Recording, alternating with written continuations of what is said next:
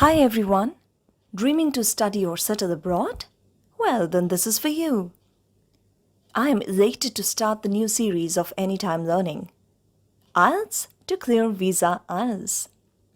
First, let us learn to take the name correctly. It is IELTS, and that is why it rhymes well with the word IELTS. This series will focus on knowledge above basics. Rules are good to follow to achieve the required band score. But it is always better to achieve the desired band, which is over and above the required band. Some undiscussed ways of making IELTS less painful are going to be on my to-do list of this series. We begin with essay writing, section 2 of the IELTS writing subtest. You are aware of the basics. You have to paraphrase the statement, question, or the topic. Make at least 4 to 5 paragraphs with good content and correct grammar. Make sure you have a good introduction and conclusion. Well, there are some more rules depending on the type of essay you are attempting. However, a very important element that one must focus on is giving your essay a kickstart. Yes, you heard it right. Your essay will generate interest only if you have an interesting and catchy beginning. And that's what we are going to focus on in the next video. So, all the very best and happy learning! Hello everyone! My IELTS videos are going to focus on learning more than the basics. In the last video, I spoke about IELTS writing and I emphasized on the importance of giving it a kickstart with something really catchy and interesting.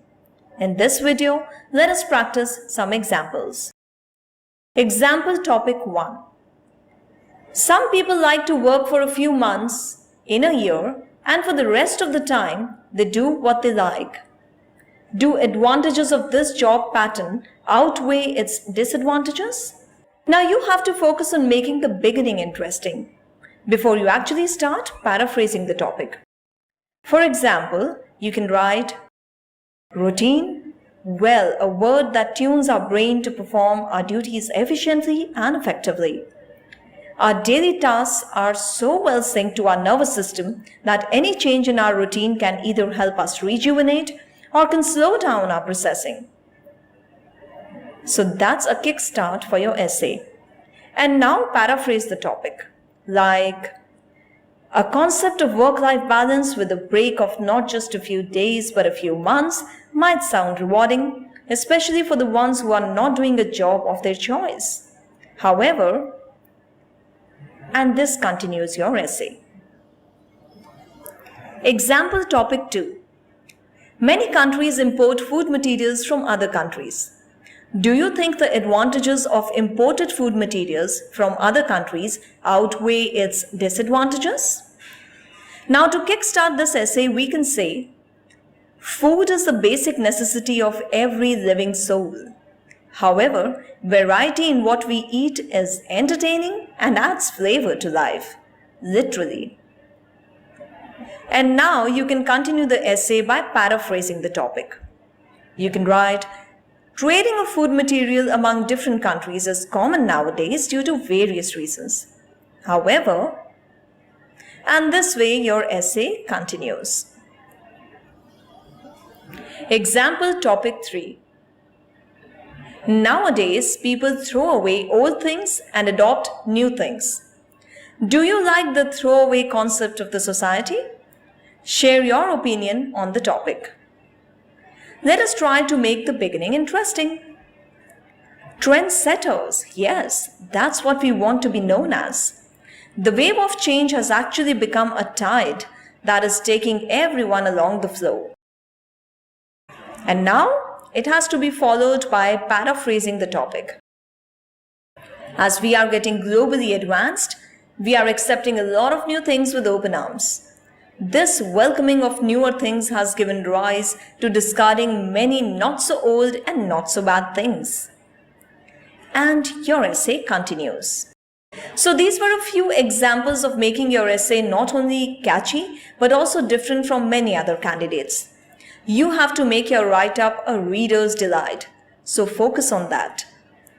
At my learning gallery, my sessions focus on certain key aspects that can help candidates score above the required band.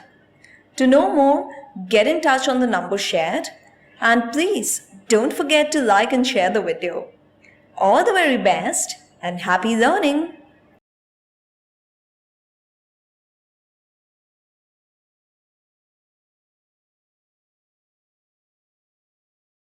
There was a time when movies had only happy endings.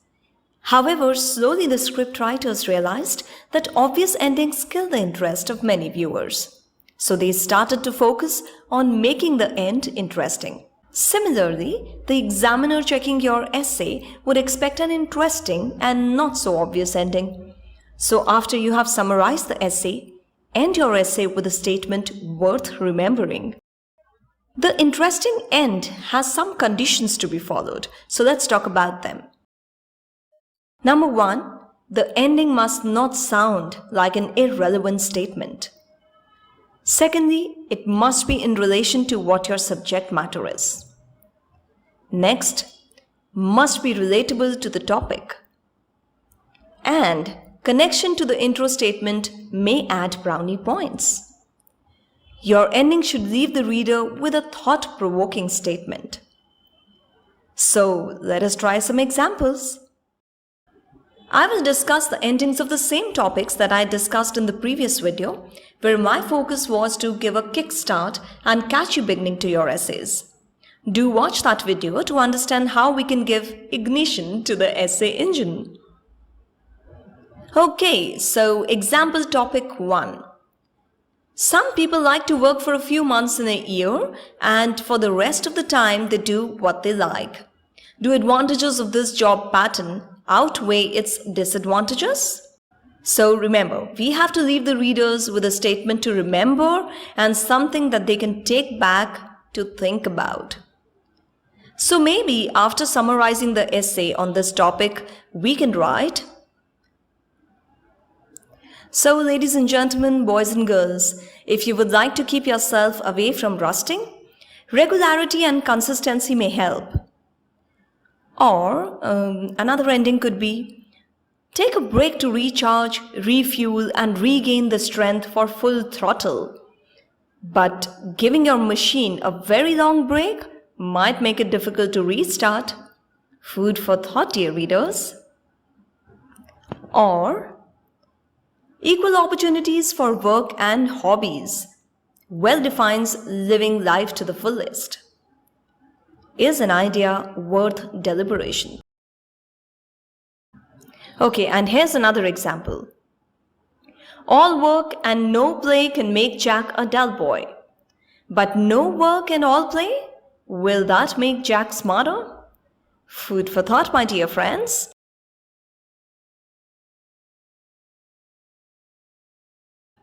Example topic 2. Many countries import food materials from other countries.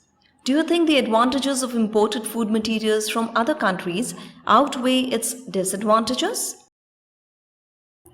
So our essay ending statement could be, the diversity of world is worth experiencing, be its culture, climate or food.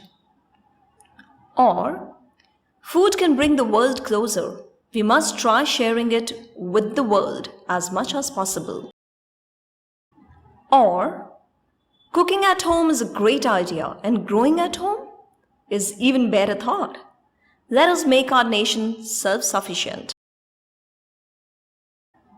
And last but not the least, variety adds flavor, but not worth enjoying on the cost of our farmers' labor. Example topic 3. Nowadays, people throw away old things and buy new things. Do you like the throwaway concept of the society? Share your opinion on the topic. Spending hard-earned money on things not so important to impress people we don't like? Well, there are better hobbies than this. Or, A new way to satisfy the urge of experiencing change. The throwaway concept of the society. Or, the throwaway concept is acceptable till the time it is limited to materialistic things. Or, trendsetters have enough followers. Throwaway concept of the society is here to stay. Well, there can be many other ways of ending the essay in an interesting way. So dear viewers, make sure you use your thought bubbles well to leave the readers pleasantly surprised. Thank you for watching and liking the video. Stay tuned for the next, coming soon. Happy learning!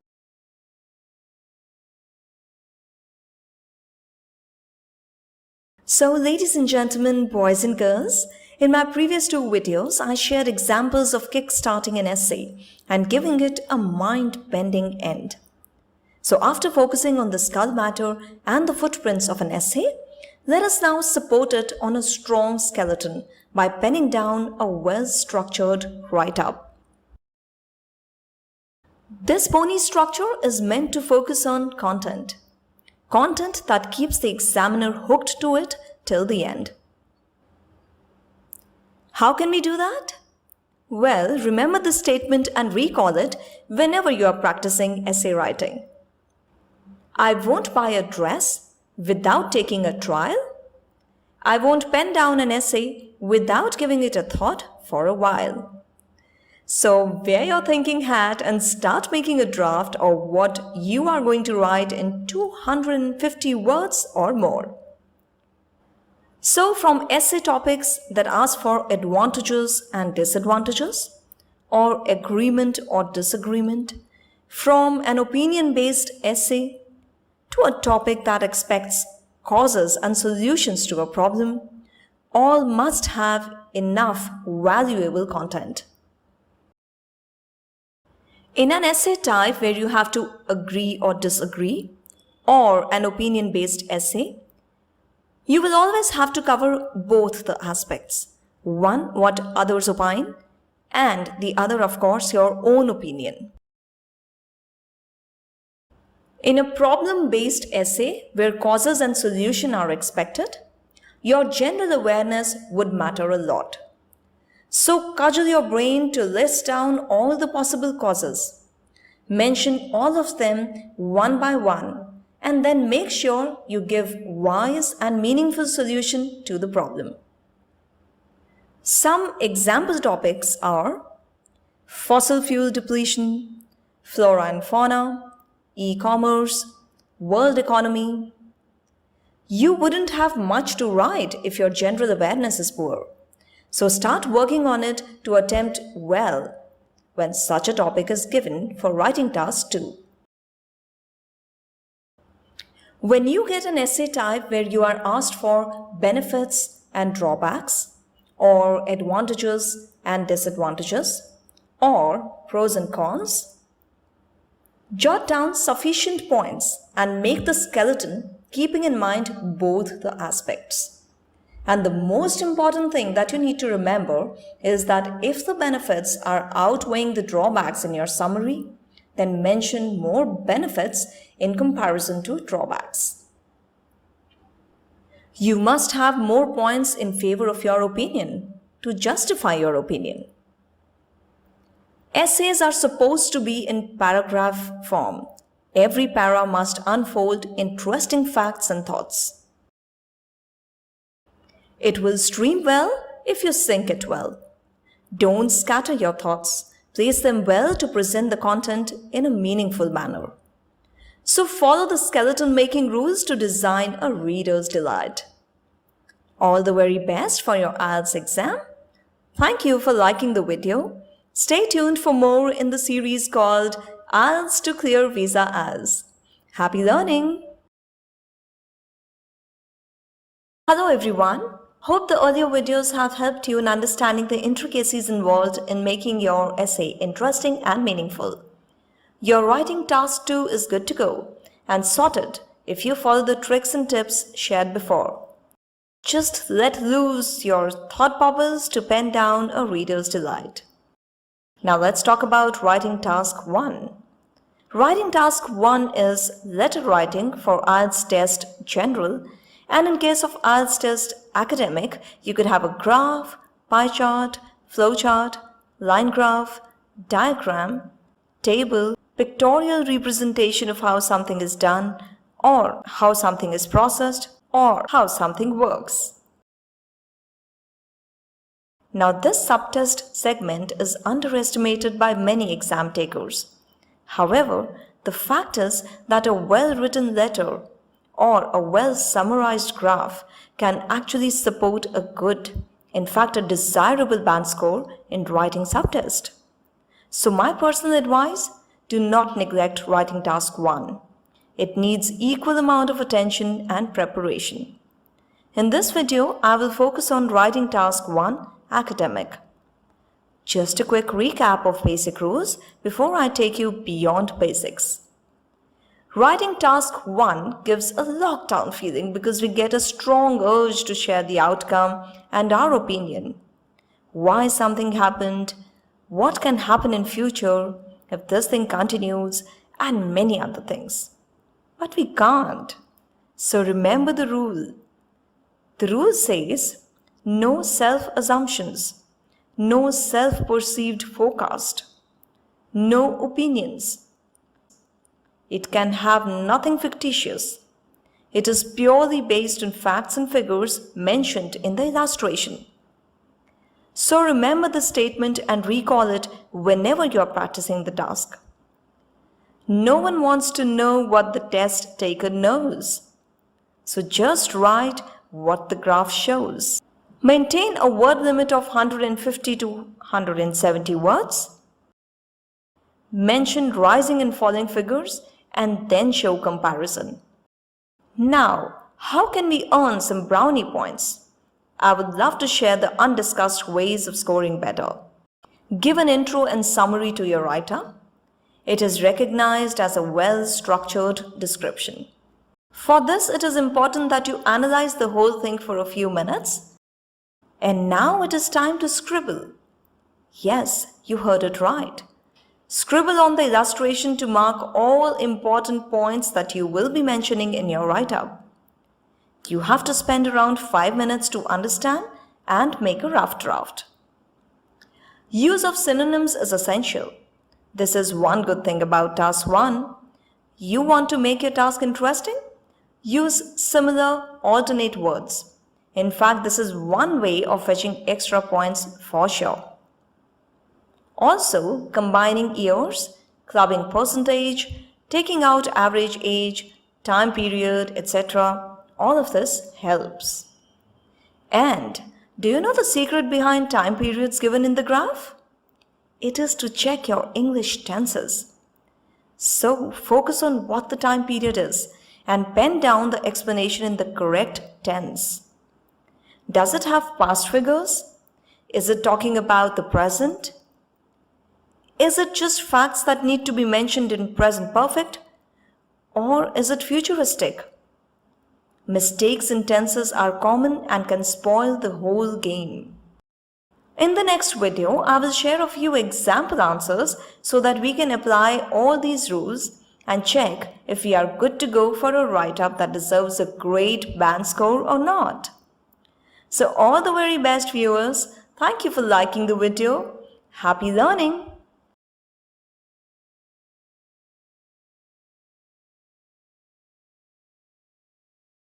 Dear viewers, this is in continuation to the previous video where I shared rules of writing task 1 academic. I promised to share some examples so that you are able to go beyond the basics and improve your writing subtest band score. A quick recap of what I shared in the previous video. To keep the points in your mind, just remember the abbreviation AUDICTS. Observe the pictorial representation for a few minutes. Draft. Make a rough draft. Scribble on the paper with a pencil. It is okay to do that. Intro. Introduce because you have to mention what you are describing. Combos of dates, age groups, etc. because combos make comparisons easy. Tenses. Well, it can make the whole thing completely misunderstood if not correctly used. Synonyms, because that's one thing where you get a free hand in writing task 1. Rest is all factual. And summarize. Conclude with the observations made to give a closing statement.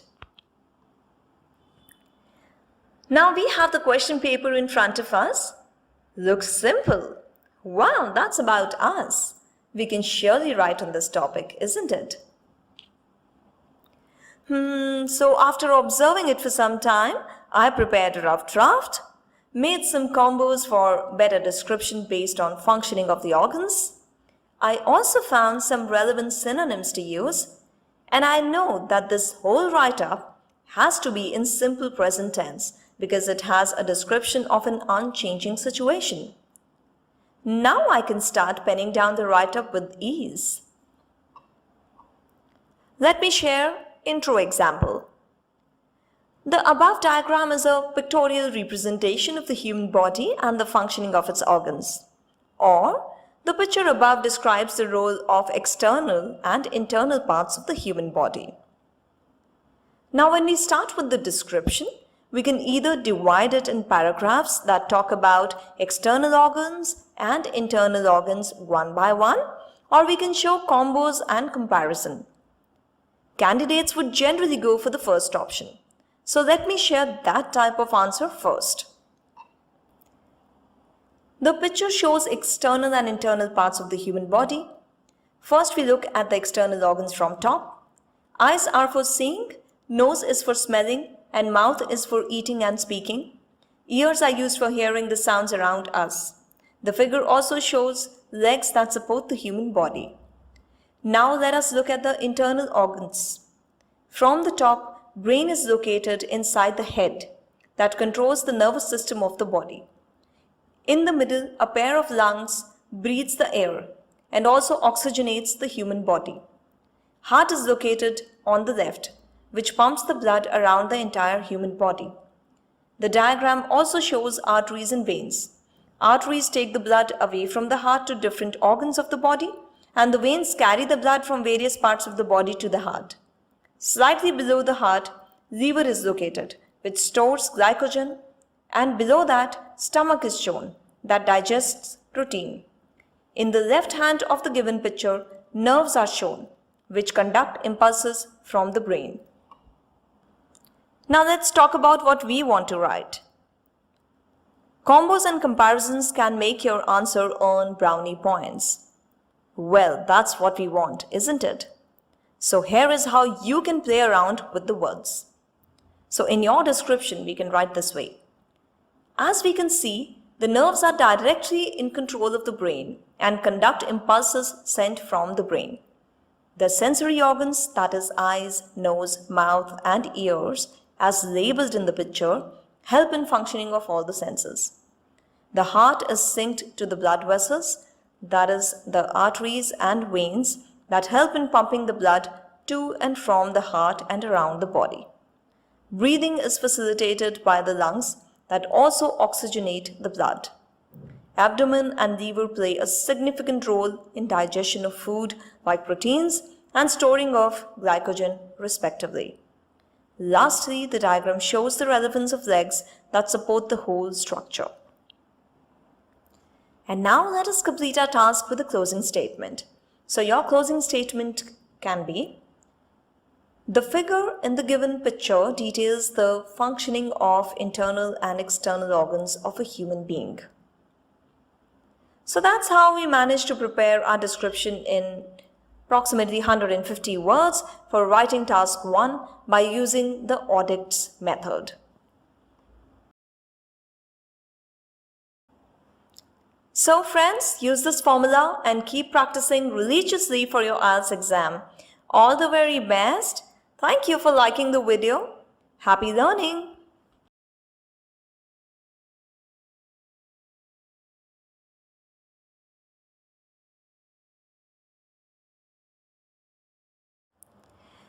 Hello lovely viewers. Hope all is well at your end and you are now able to pen down your writing tasks with ease with the formula that I discussed in my last video. I'm talking about audits. To know more about audits and its use, please watch the earlier video. In the last video, I discussed how to explain a diagram. In this one, I will share graph writing skills. Bar graphs, pie charts, and line graphs give goosebumps to many candidates because it reminds many of us of our school days. Many of us used to wonder what we were supposed to do with them. But the good news is that in the IELTS test, everything is going to be clearly mentioned. We just have to pen down the same information in a well-structured manner. And this we can do easily with the help of the audits formula. Let me take you straight to the question and its sample answers. Our aim is to earn brownie points, so I will share ways of making some in the sample answer. The picture below shows hacking attempts on an internationally reputed website per month from 1997 to 2007. Summarize the information by selecting and reporting the main features and make comparisons where relevant. Now let us first discuss the intro to the write-up. The bar graph depicts figures of cyber attacks per month on an internationally well-known or esteemed website. Or you can write, the bar chart reveals average number of attempts per month to hack a website acclaimed worldwide over a period of 11 years. If you aren't using the audits formula, then you would generally write such an answer. It is clearly observed that average number of hacking attempts per month was nearly 440 in the year 1997. However, after that, it declined to almost 245 in the year 1998 and hit the lowest number of 75 in 1999. After that, the website again saw more hacking attempts and the number remained 200 per month approximately. Then 2002 to 2004, the number remained in the range of 90. Then it shot up in 2005, followed by nearly 100 to 140 in the year 2006 and 2007 respectively. Now let us make an attempt that helps us fetch the desired band.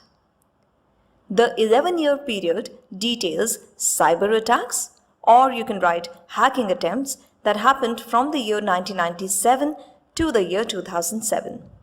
The figures recorded in the year 1997 reflect the maximum number of attempts, that is approximately, or you can write close to 440 times.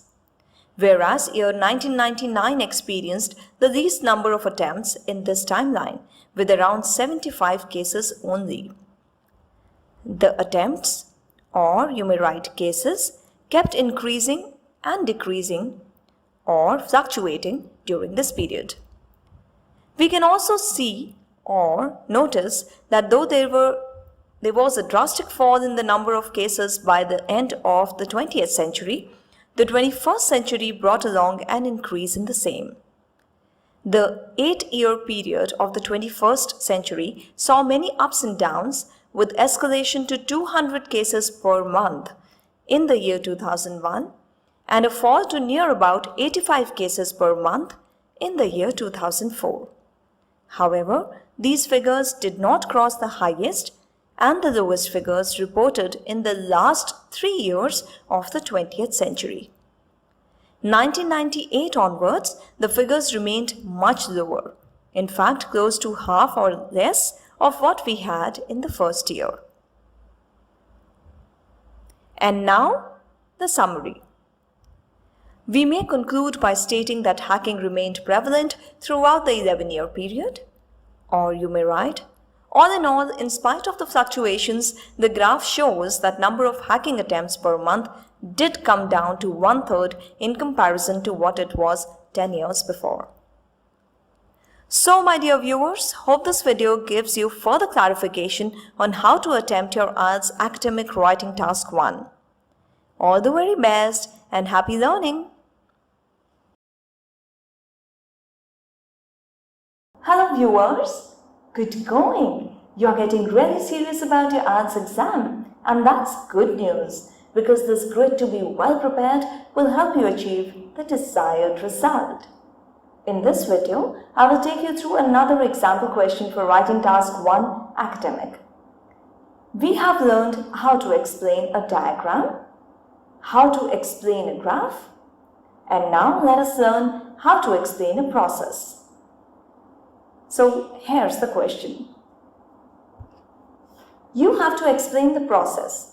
Yes, exactly what the picture shows, nothing beyond it, but the answer demands process. So let us do that. Let us prepare our answer with the help of the ODEX formula.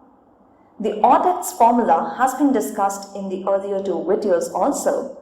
Please do watch them and you will be able to apply this formula easily to prepare a desirable write-up. Okay, so here's the question. After observing the process picture for a few minutes, I prepared a rough draft. Now let me share the relevant intro with you. So the intro to this write-up can be, this is a diagrammatic representation of alcohol distillation process. Or, the diagram illustrates the distillation process for alcohol. Now let me share a very common way of writing the description. The diagram is showing how alcohol is distilled through a set of apparatus. We can see a Bunsen burner, a tripod over it, solution of water, and alcohol in a distillation flask kept over the tripod. The diagram is also showing vaporized alcohol in the flask and a stopper on top. A thermometer is immersed in the flask too. There is a slanting condenser with 2 openings, one attached to the distillation flask and the other to the beaker. This condenser has 2 openings. One is marked for cool water. The condenser is shown dropping condensed alcohol in the beaker.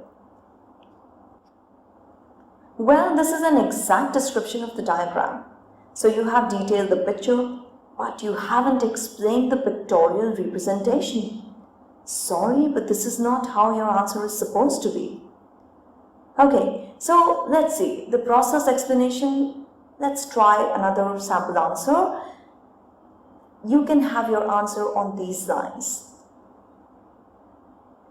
We can see an apparatus being used for this procedure.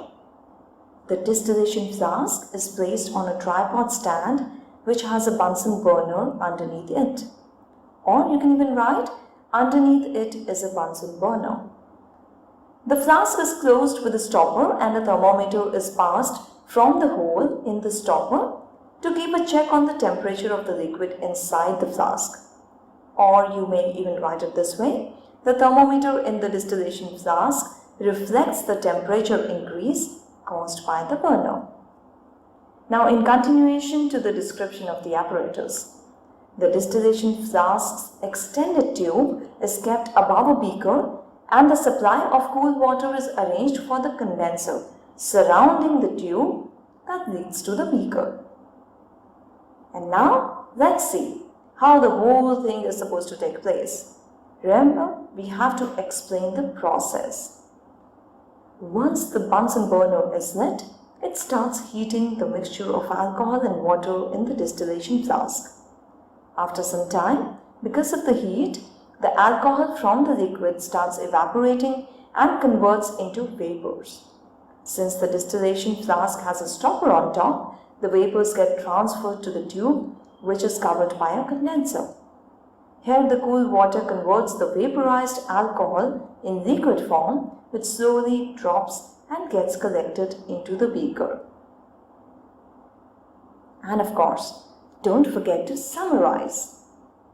So the summary could be, this completes the distillation process of alcohol. Writing task 1 academic has a variety of questioning styles and you have to prepare for all. And these sample answers are meant to make your learning an easy process. All the very best, like the video and please do share it with your friends who might also need help to prepare for the IELTS exam. Best of luck and happy learning!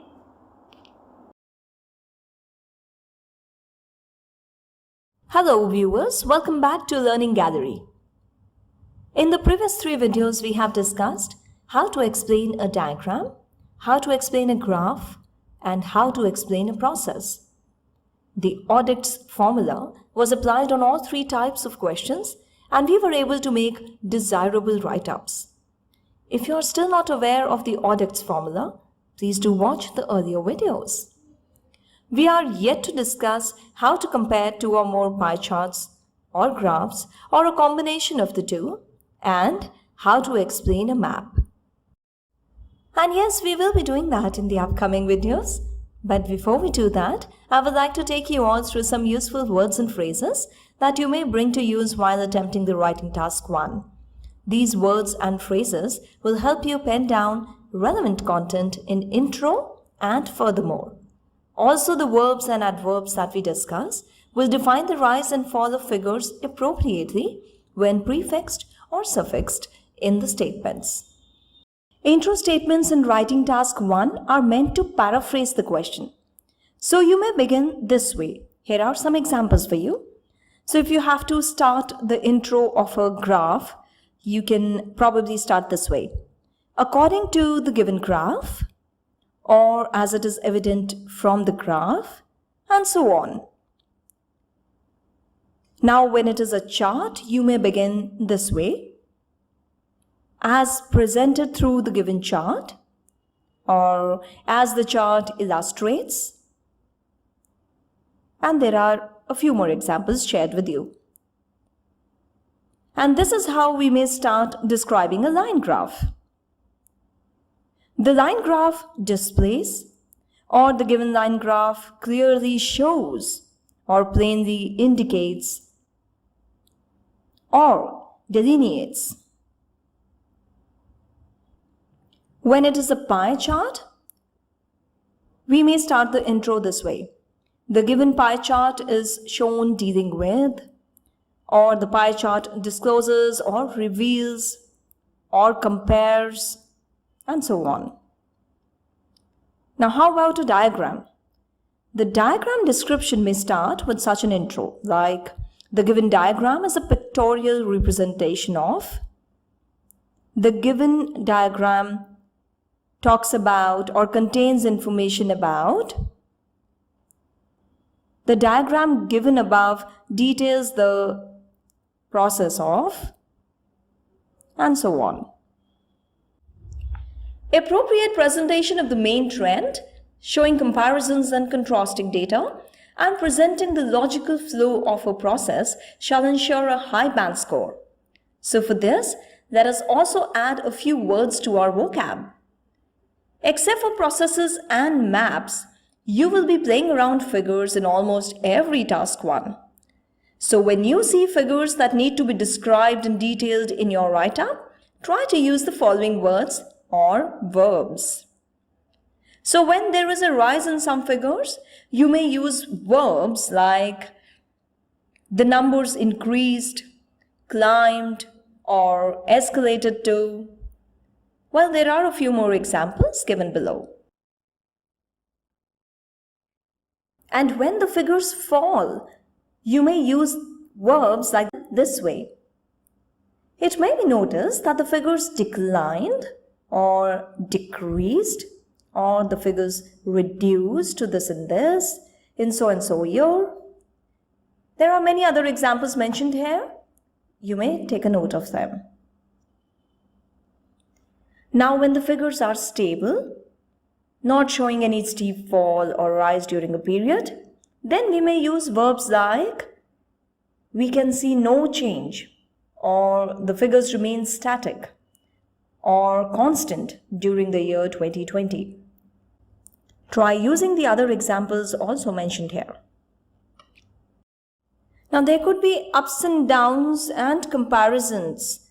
So you can describe them this way. The figures doubled or kept on fluctuating. Comparisons can be shown like it doubled, it halved, tripled, and so on. When you want to describe a change, use of adverbs becomes essential. So pick any from the list given below and make a wise use of them wherever applicable. For example, there was a dramatic increase in the number of cases, or a sharp rise in the number of cases can be noticed. Try using the other adverbs listed below too.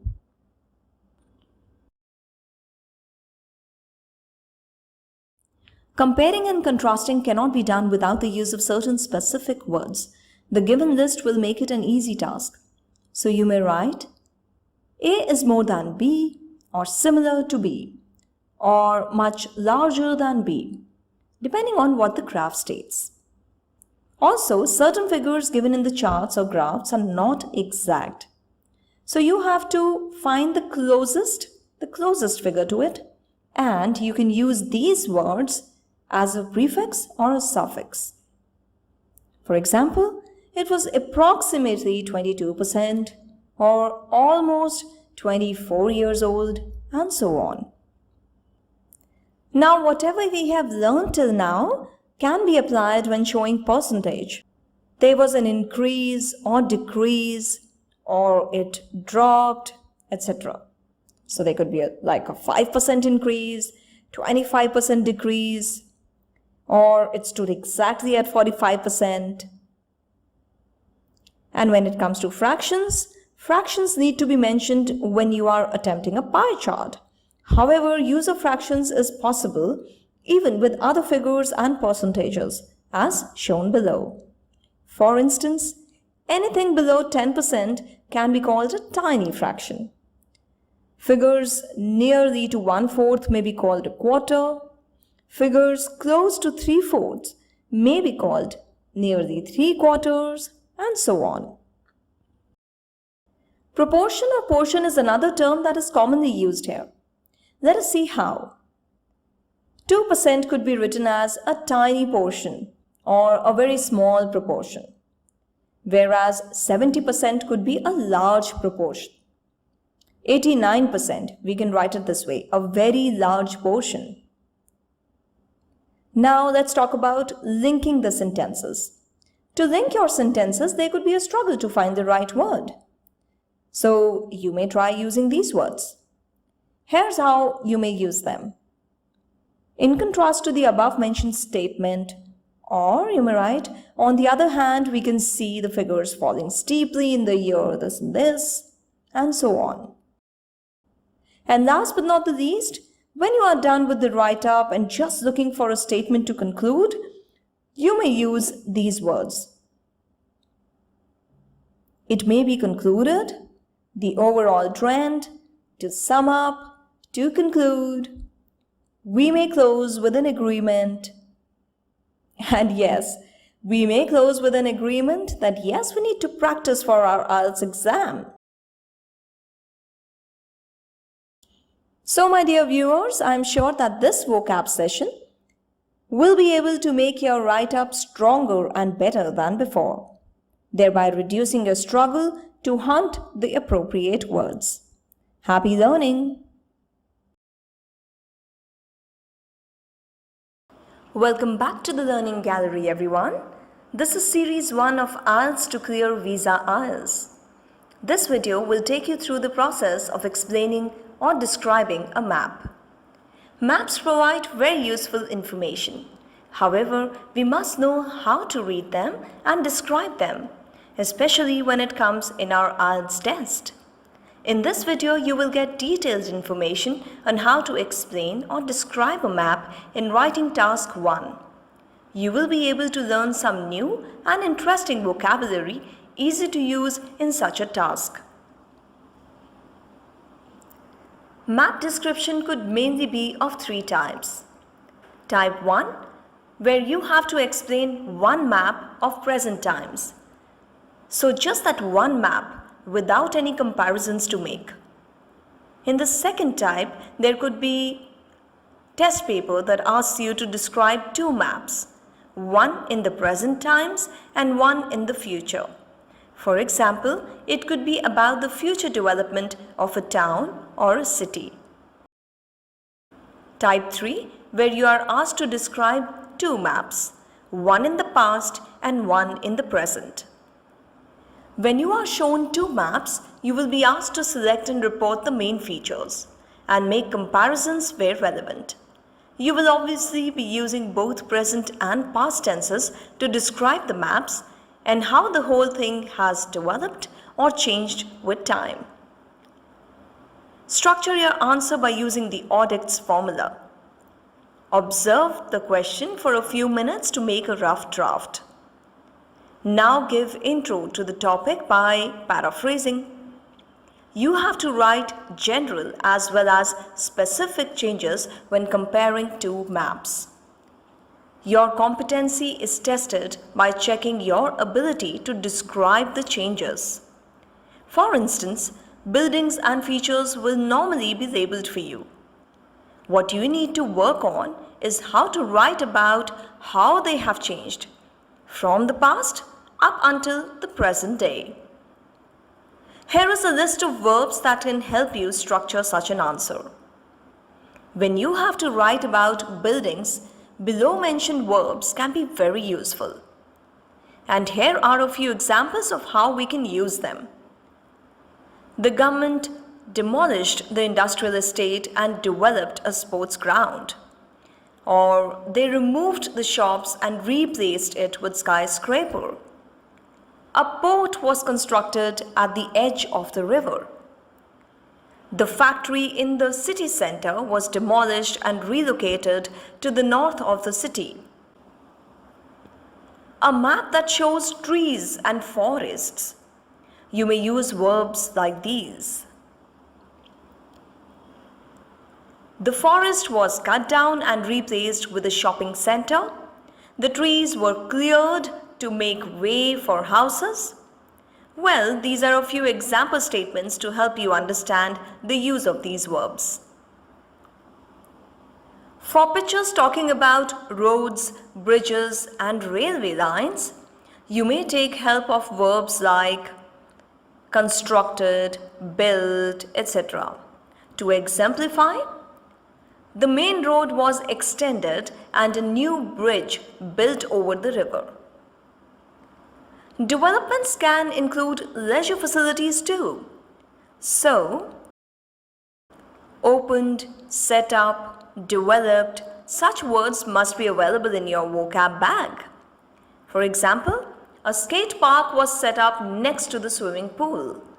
A park was developed besides the forest. Let me also take you through some general changes that you would have to mention in a map description. Below are some examples of general statements we could use to describe change in towns and cities. Over the period, the area witnessed dramatic changes. From 2005 to 2010, the city center saw spectacular developments. During the 10-year period, the industrial area was totally transformed. Over the past 20 years, the residential area was totally reconstructed. Between this year to this year, the old cottage was refurbished. Map has to have locations, right? And if you can't describe locations, then how can you call yourself good at understanding them? You will also be expected to describe where things are located on the maps and describe where all the changes have occurred. You can use terms like to the left, to the right, north, south, east, and west. Here are a few example sentences. A golf course was constructed to the north of the airport. The houses in the southwest of the town were demolished. The airport in the center of the city was relocated to the northeast of the river. And last but not the least, please make sure that you use the right prepositions to describe where the things are. Here are a few examples again. Many interesting changes took place in the city center. The golf course is surrounded by trees.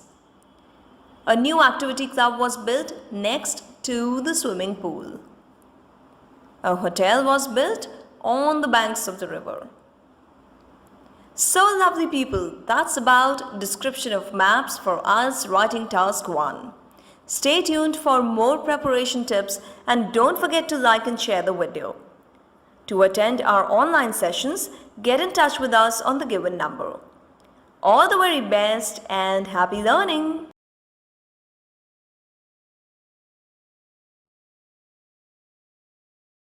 How to compare two graphs, pie charts or both? Graphs and pie charts give you jitters? Hey, don't be stressed, depressed, lemon zest. Learning Gallery aims to make IELTS test easy peasy lemon squeezy for you all. So a little birdie told me that you have been struggling with word length for task 1. Well, words won't be a struggle when you get 2 or more graphs or pie charts or a combo of both to describe in the test. But you might get puzzled where to start from. However, once you know why they have given more than one illustration, you will be able to find the starting point. Let me explain you with an example.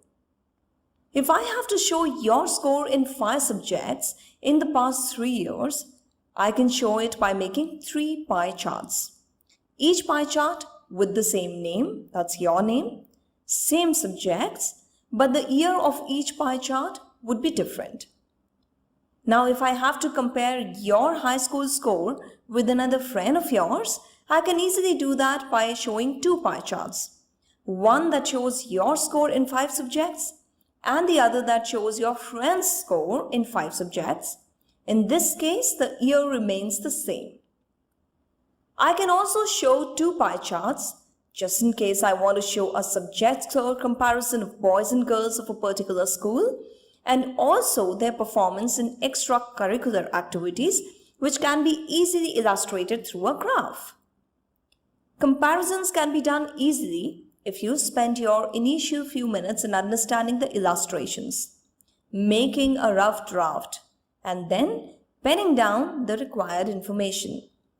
I'm sure you remember the Audix formula. Trust me, it can make your life much easier when it comes to writing task 1. So, ladies and gentlemen, boys and girls, go ahead, start practicing writing task 1 as much as you can because proper practice prevents poor performance. All the best and happy learning!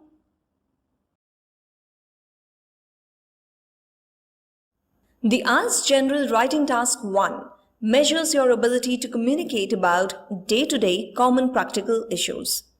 You have around 20 minutes to respond to a question prompt by writing a letter. It could be to any particular person, a company or some organization, or an educational institution like college or university, etc. Yes, essay writing is important, but so is the response to task 1 of the writing test in IELTS General. This video shall help you understand what to write, what rules to follow, and certain strategies that can make the task easy and worthy of a desirable band score. First, let us identify the type of letters you can be asked to write. So when you have to request some information from a company or make a cover letter for your resume or complain to a bank, airline, or about a product or service, also when you are making a recommendation, suggestion to some authorities like school or college, you will write a formal letter.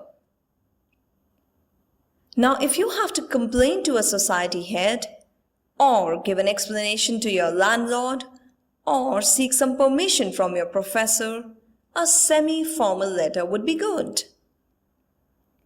Invitations or thank you letters to friends and family, or seeking some information from friends and relatives, sending condolences or congratulating a near or dear one on some achievement, then your letter should be informal and sound personal.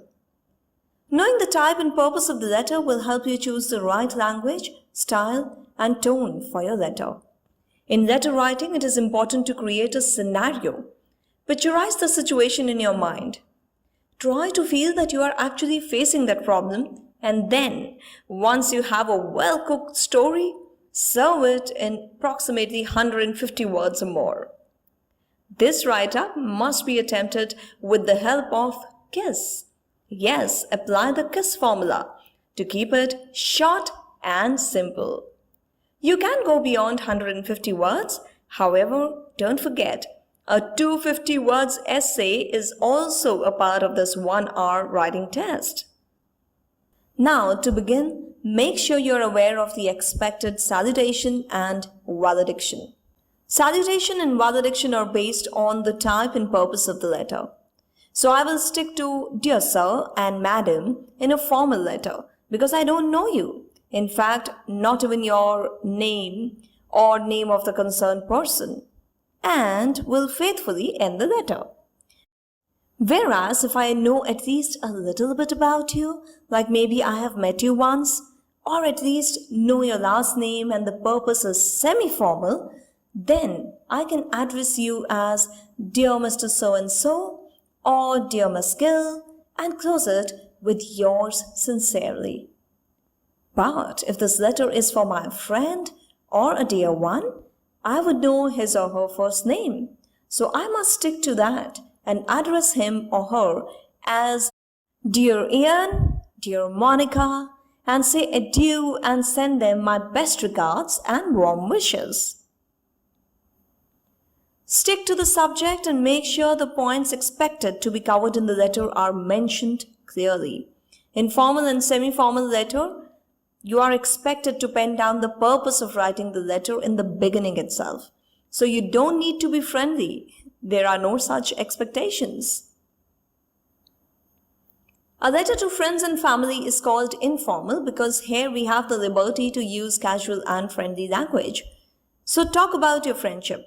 In fact, the first paragraph could include just friendly small talk, unrelated to the reason for your writing, and then move on to the purpose of writing the letter. Now that you have begun writing and you know that there are a few objectives that you are going to cover up, make sure that you do that by splitting your letter into different paragraphs. 4 paragraphs is what a letter generally demands. So, introduction in 1, the second that talks of the purpose or the objective of writing the letter, in formal and informal letters. It would be a problem or a situation. Followed by another paragraph that talks of what you are expecting from your friend or your relative, or what could be the possible solution or action in case of a formal or semi-formal letter. You cannot leave the letter open-ended, so close it with a conclusion. And of course, time management in letter writing is essential because it covers 30% of your writing score. So you cannot afford to spend more than 15 to 20 minutes on this task. Remember the KISS formula to make things easy. Keep it short and simple. So all the very best, follow these tips and start practicing. If you are interested in attending our online art sessions, contact us on the given number. Remember, proper practice prevents poor performance. Happy learning! Ladies and gentlemen, boys and girls, welcome back to Learning Gallery. You're watching series IELTS to Clear Visa IELTS, where I aim to take you beyond the basics of IELTS test preparation. It is essential for you to know the system of IELTS test because that's what will facilitate your test preparation in the right direction. Well, when you go on a date, you know what would be expected from you, isn't it? And you put your best version up front. Similarly, if you know what the IELTS evaluation system is, you will be able to prepare and eventually perform as per the required standards. IELTS test has a framework on which one is graded. You may call them evaluation parameters, and these parameters are applicable on the writing and speaking test. Reading and listening test have 40 questions each, and every question has only one correct answer. So basically, these 2 subtests are objective type. Writing test and speaking test are subjective in nature. Therefore, there have to be certain evaluation parameters for these tests, or else the test paper would be scored according to the likes and dislikes of the examiners. Well, that's dangerous. The good news is that these scoring guidelines are available for the test takers, and if one takes them seriously, he or she can prepare for the test as per requirements and henceforth fetch the desired band. But the problem is that most of the candidates interpret the scoring framework incorrectly. If you are unable to understand the IELTS jargon, your interpretation will go wrong and you won't be able to meet their expectations. This video will take you through the evaluation criteria, and I aim to make you understand these jargons in very simple words and with some easy examples. So to begin, let me first introduce the technical terms used in the evaluation system for the writing task. The evaluation system for the IELTS writing task expects task achievement as the first basic requirement. Then it is coherence and cohesiveness, lexical resource, and of course, since it is a language competency test, grammar range and accuracy are also a part of the evaluation criteria. Whereas for speaking test, it slightly varies. Here you will be scored on coherence, and since you are talking, fluency holds a lot of importance, which depends a lot on the lexical resource, then grammatical range and accuracy for obvious reasons, and pronunciation, which can be challenging because of the diverse environment we all live in. So to begin with, let us understand the first point, that is task achievement. So what is task achievement? In simple terms, do what you're asked to do. You know you are asked to write on a particular topic.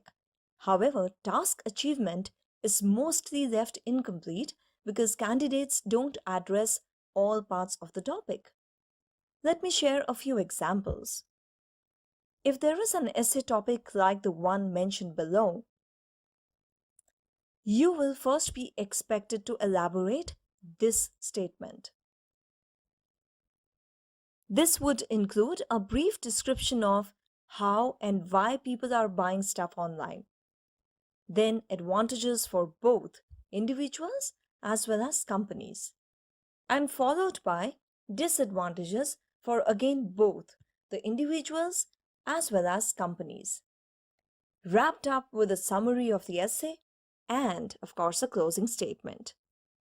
Essay writing rules are explained in an earlier video. Do watch the video to learn proper structuring techniques. The video link is available in the description of this video as well. Now let us take another example of an essay. The given topic again has certain standard expectations as far as task achievement is concerned. So if you haven't elaborated this statement and not explained the public opinion and not given a brief on how the government is spending money on arts, also if you haven't detailed some examples with the forms of art on which government spends money, then for sure your task achievement is incomplete. Yes, you have to talk about how much you agree and what are your views, but you first have to talk about the government's investment in general and why people criticize it.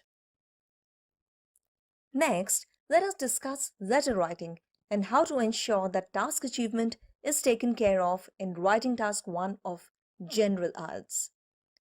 In letter writing, the task achievement depends on addressing every bullet point. Don't forget to watch my last video, if you haven't watched as yet, to learn in depth about letter writing methods and techniques. Letter writing involves a lot of fictitious information which you have to form, or else you won't be able to cover up for the required information. This scenario building helps in easy task achievement. So here is a sample question. In this letter writing task, all points must be addressed, keeping in mind that you are a part-time employee of that company and you saw an advertisement where your organization mentioned the requirement of a full-time employee for a particular position. Your letter is to your own manager, and the expected answer would have a lot of cooked up scenarios. However, on the other hand, when it comes to academic writing task 1, you must never have any fictitious information from your side. Stick to facts and figures, no personal opinion or suggestions. So, in this, your task achievement is based on highlighting important facts and figures and showing comparisons. So, focus on that, not just transferring the whole data on your answer sheet. So, dear viewers, I hope you now have a very clear picture of what is expected when it comes to task achievement in the IELTS exam. Stay tuned for the upcoming videos where I will take you through the other IELTS jargons with the aim to make things easier and simpler for all of you. All the very best and happy learning! Hello and greetings of the day, viewers. We are presently trying to figure out the scoring system of IELTS examination. In the last video, I explained the concept of task achievement with some simple examples. Moving on, let us now understand these terms that sound so complicated that the test takers either fail to understand or start dreading the exam. So just grab a cup of tea or coffee, sit on a relaxing chair and watch the video. These jargons will get simplified for you within a few minutes from now. So next in the IELTS evaluation criteria, we have to focus on coherence and cohesion. Otherwise, even if you know what is task achievement all about, you won't be able to achieve it properly. I know you are sitting with your mug of tea or coffee.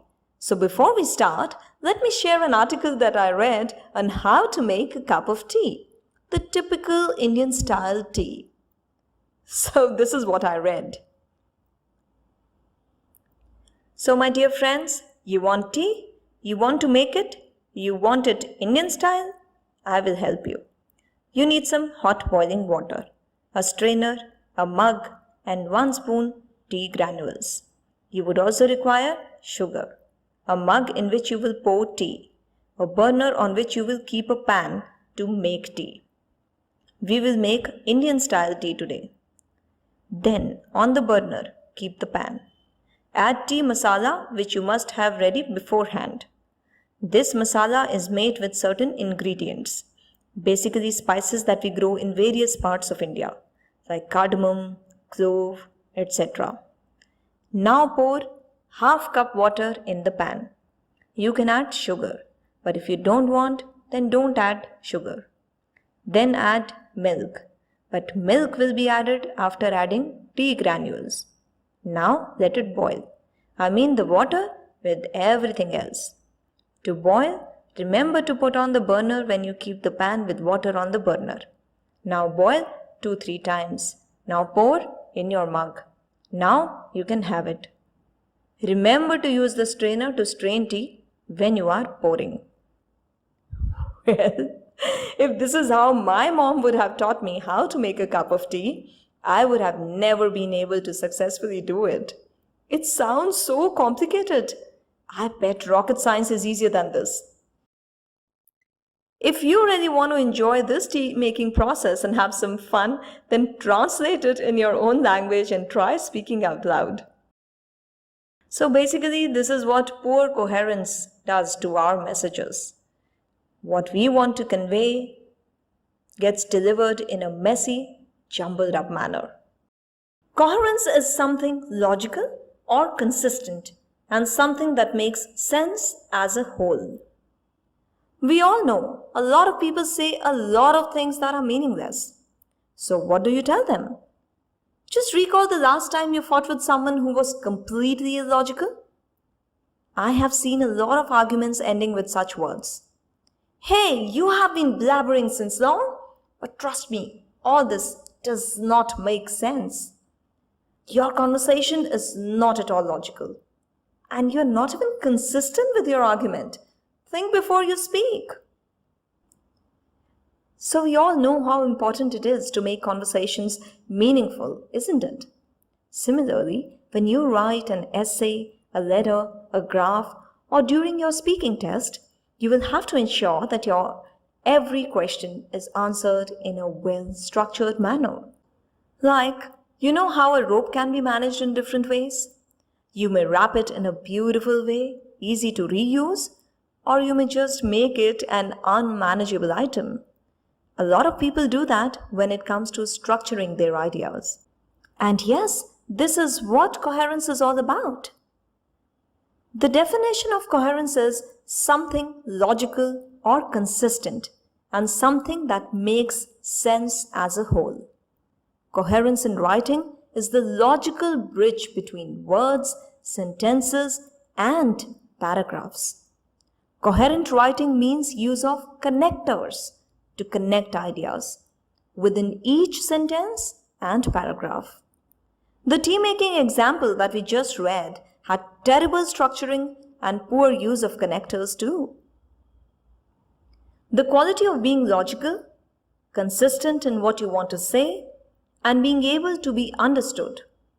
Your content and ideas must be meaningful, strong, valid, and impactful points. Well, all this is what coherence is all about. In essay writing, coherence is how well your essay is organized and how easily it can be understood by the reader. Is your essay divided into clear paragraphs? Do your ideas progress and build upon one another throughout your essay? Could a well-educated native speaker read your essay and understand your sentences easily? Yes? Great! Then you have good coherence. In my next video, I will help you understand the subset of coherence, that is cohesiveness.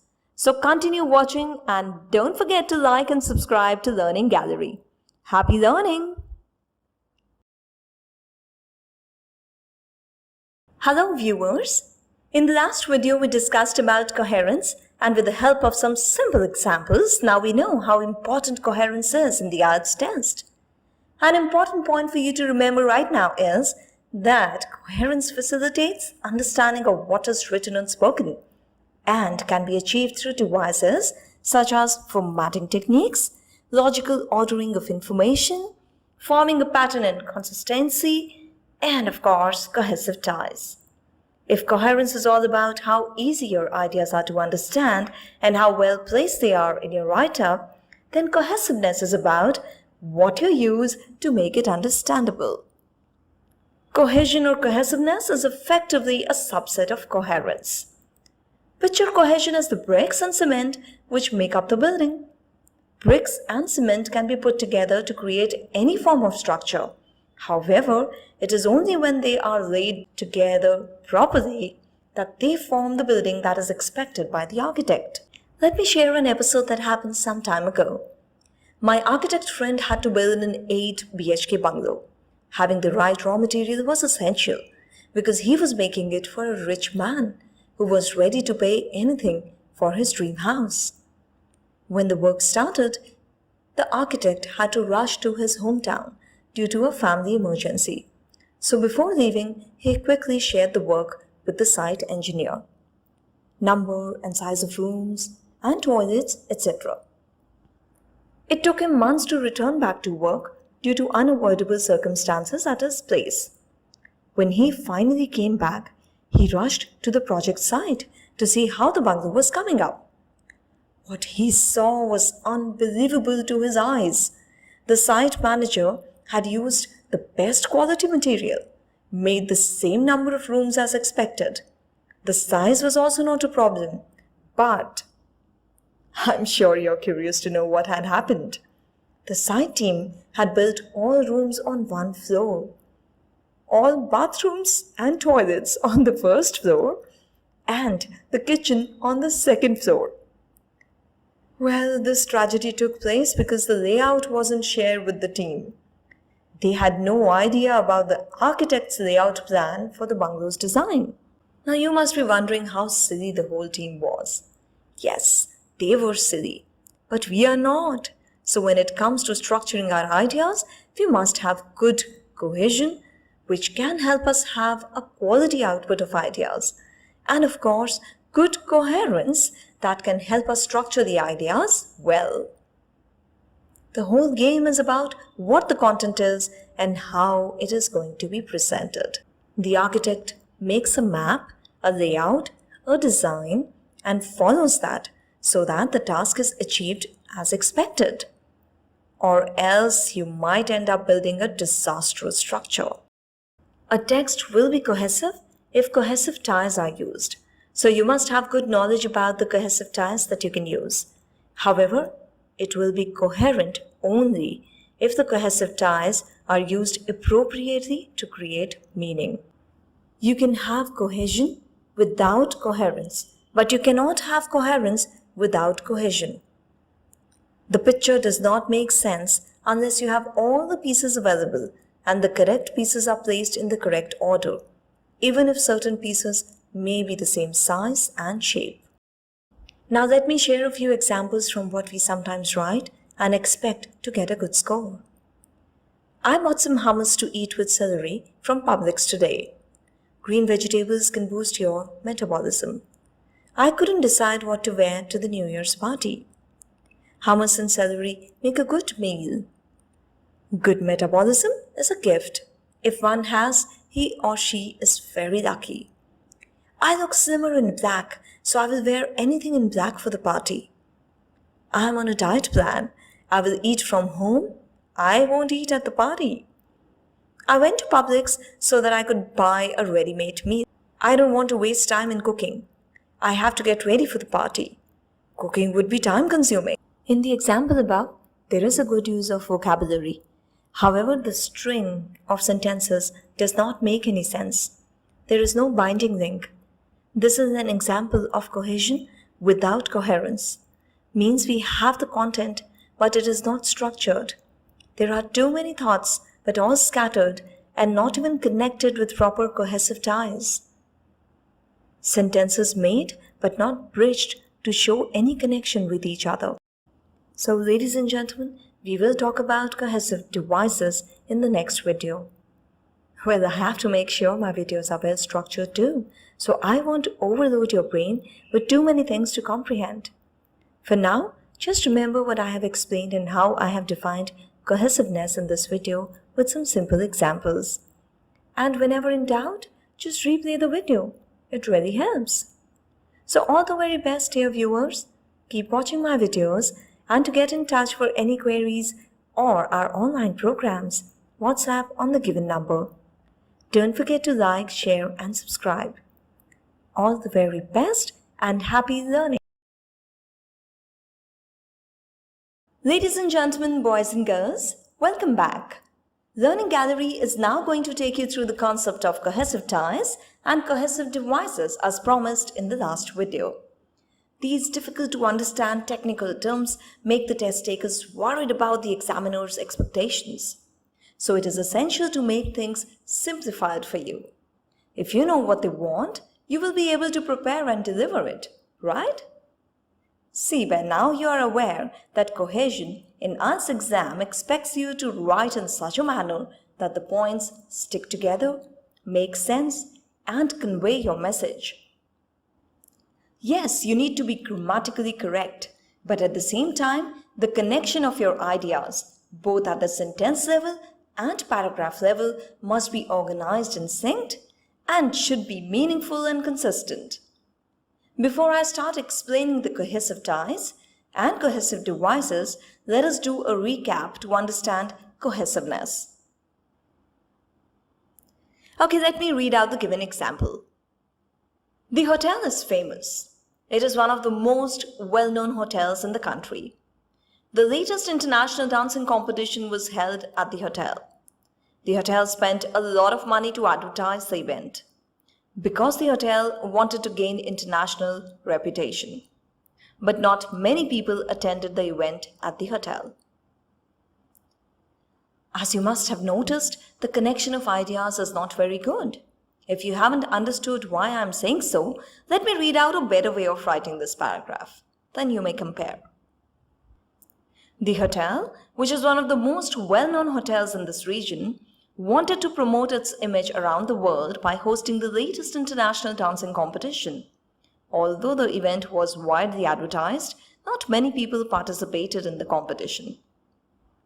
So, did you notice the difference? The connection of ideas is far better than in the first example. Cohesive devices effectively help the discourse flow. And now let me introduce you to the characters that form the cohesive device gang. They include collocations, ellipses, conjunctions, synonym, antonyms, hyponyms, and referencing like anaphoric and cataphoric. And I must mention there are a few more. We will discuss these main characters that make the whole play run smoothly. These devices create physical links between the words in a discourse. So let me start with collocations. A pair or group of words that are habitually juxtaposed, like strong tea and heavy drinker. These are typical English collocations. Collocations is basically the way words are commonly used together in English. Like you can see some examples here in the given pictures.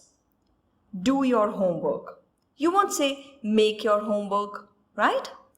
You won't say do a decision. You will say make or take a decision. The water is crystal clear. Your room is neat and tidy. All of these are commonly used collocations. Once you read some wrong collocations, it will get easier for you to understand the importance of the correct ones. Now let me make you meet a very common friend of yours. Yes, he is also a part of the cohesive device gang. Mr. Conjunctions. Conjunction is a word that joins words, phrases, clauses, or sentence. And here is a simple explanation of it.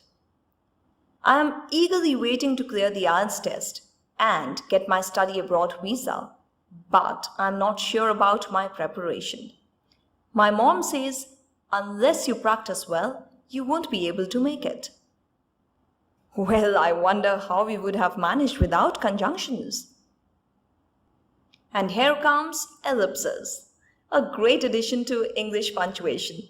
For the ones who are not aware of what it is all about and its use, ellipses are a type of punctuation, 3 dots put together in a text for different purposes. When we want to omit, neglect, or overlook some text, when we want to signify a pause in speech, well, how to do that in writing? Ellipsis helps. And when there is an unfinished thought and you want to leave the readers with the same. All of this can be very well managed if you know how to use ellipses. Anaphoric and cataphoric references also sound crazy, like something related to astrophysics or rocket science, isn't it? However, in very simple terms, it just expects you to avoid repetition of names or naming words. Have a look at the examples given below. You will laugh at yourself for being scared of these terms. These references, however, hold a lot of importance in making better write-ups. Repetitive use of names or naming words sounds irritating. These references surely make your content better. And now from astrophysics, it seems we have moved on to some medical terms. Hyponyms and hyponyms. These terms remind me of my first aid lesson. Just kidding. These are very much a part of the English language learning, but not complicated at all. These too help us understand generic and specific words. When we know a particular word, we must know which broad category it falls under. You want to gift your girlfriend a gemstone. Here, gemstone is a hyponym. But when you say, I want to gift her a diamond, then that's a hyponym. Check out the other examples too. And now, ladies and gentlemen, join your hands together for Miss Linking Words. This glamorous woman takes care of some essential aspects in the cohesive device gang to make the sentences smarter. If you're not well versed with Miss Linking Words, you won't be able to make smart content.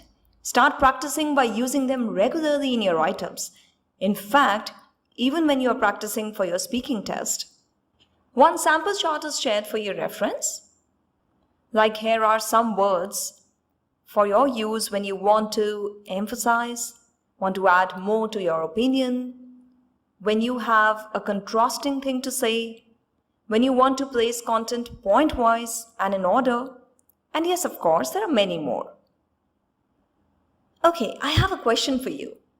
Why do we always insist that you must have a good vocabulary to make a good write-up or to deliver your thoughts in a nicer way? It is because repetition of same word doesn't sound good. Okay, now tell me something. Don't people love giving different names to their loved ones? Baby, honey, cutie pie, and whatnot. Synonyms make our content impressive and interesting and add life to our productive skills. And of course, on the other hand, knowing their antonyms helps in delivering contrasting statements. So adding the synonym and antonym vocab to your knowledge bank is a must. Dear viewers, if your write-ups and speaking practice is struggling to withstand the IELTS challenge, make friends with cohesive devices. They will come to rescue you and save your day. To know or understand more on these terms, get in touch with us today. I will be talking about lexical resource in the next video. So till then, stay tuned and happy learning!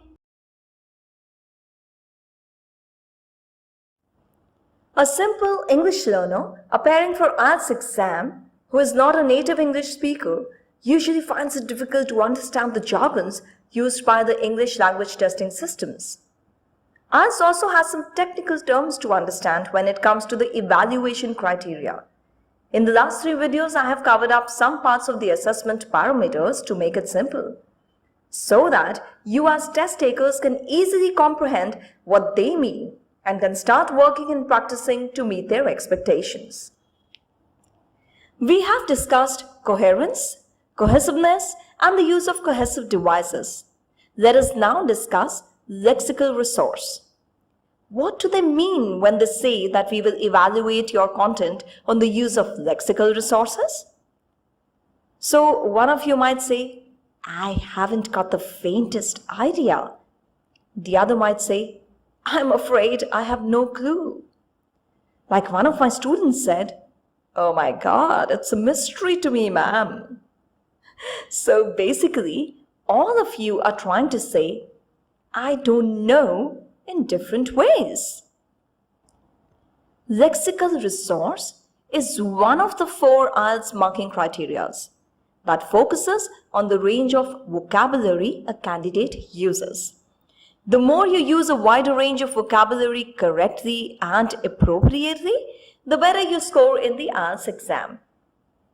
Oof, I've been talking non-stop. My throat is parched. May I have a glass of water, please? May I have some water? I'd like a glass of water, please. I'd like some water, please. Can you give me some water? See? I can ask for water in many different ways. Okay, another interesting example. Let's discuss that. Wouldn't you want your partner to say that he or she loves you in a new style every time? My love, you're all I want. You are my ideal woman. You bring joy to my life. Hey, you are the best. You intoxicate me. I'm sure you'll be head over heels every time he or she confesses love in such amazing ways. So in simple words, lexical resource means vocabulary. Vocabulary means use of words. As many words as you can learn in English and use them at appropriate places in your content. There are various ways of saying a thing, and this is because we have a wide range of vocabulary to use. Okay, now when you clear your IELTS exam with a desirable score, wouldn't you want people to say, amazing, you are a genius? Good job, or what a good try. You are doing a good job, hats off. I'm impressed. It is so interesting to use different words and make our conversation stimulating. But in search of fancy words, many students waste a lot of test preparation time. So I suggest, instead of just learning the words, read some good write-ups. Read topics that you find interesting. It's just that you must read content that has correct use of English and no slangs. And listen to content that has good use of words or vocabulary. Once you know the meaning of those words, try to use them numerous times. You can even practice making 5 sentences of each new word that you learn. It really helps. Till the time you don't practice using them, you won't remember them. Now, what about grammar range and accuracy? What is it that the IELTS examiners are looking for when they grade you on grammatical range and accuracy in the writing task? Grammatical accuracy is the ability to use correct and precise grammar, whereas grammatical range is being able to use a variety of sentence structures and other items to convey intended meaning. So, grammar and variety both must make sense. One has to develop a solid foundation in basic English grammar because that's going to help you construct sentences correctly, and it makes it easier to improve both your spoken as well as written communication. But friends, correct use of English grammar is a long learning process. It cannot be learned in a day or two. There is no steroid that can help you correct your grammar overnight. Grammar needs practice and a regular use of the language. Even if you are incorrect, don't hesitate. Speak in English. Slowly you will be able to use the right words and eventually the grammatical errors will diminish. But one thing that you must remember is that grammar range and accuracy is the base of IELTS, and in fact for any English language testing system. So I suggest take help from a trainer who can give you undivided attention and help so that you can prepare for the test by focusing on the evaluation criteria. So my dear test takers, let us start from the grassroots level. It might take some time, however, it will help you save a lot of money. Once your English base is strong, your IELTS preparation will become easy and henceforth you won't have to make reattempts. It is a huge investment, so make it wisely. In the video description, you will find content that defines the basics of English grammar. Don't forget to go through those definitions because that's going to help you understand what you need to start with when we talk of developing English grammar skills. And before you leave, don't forget to like and share the video.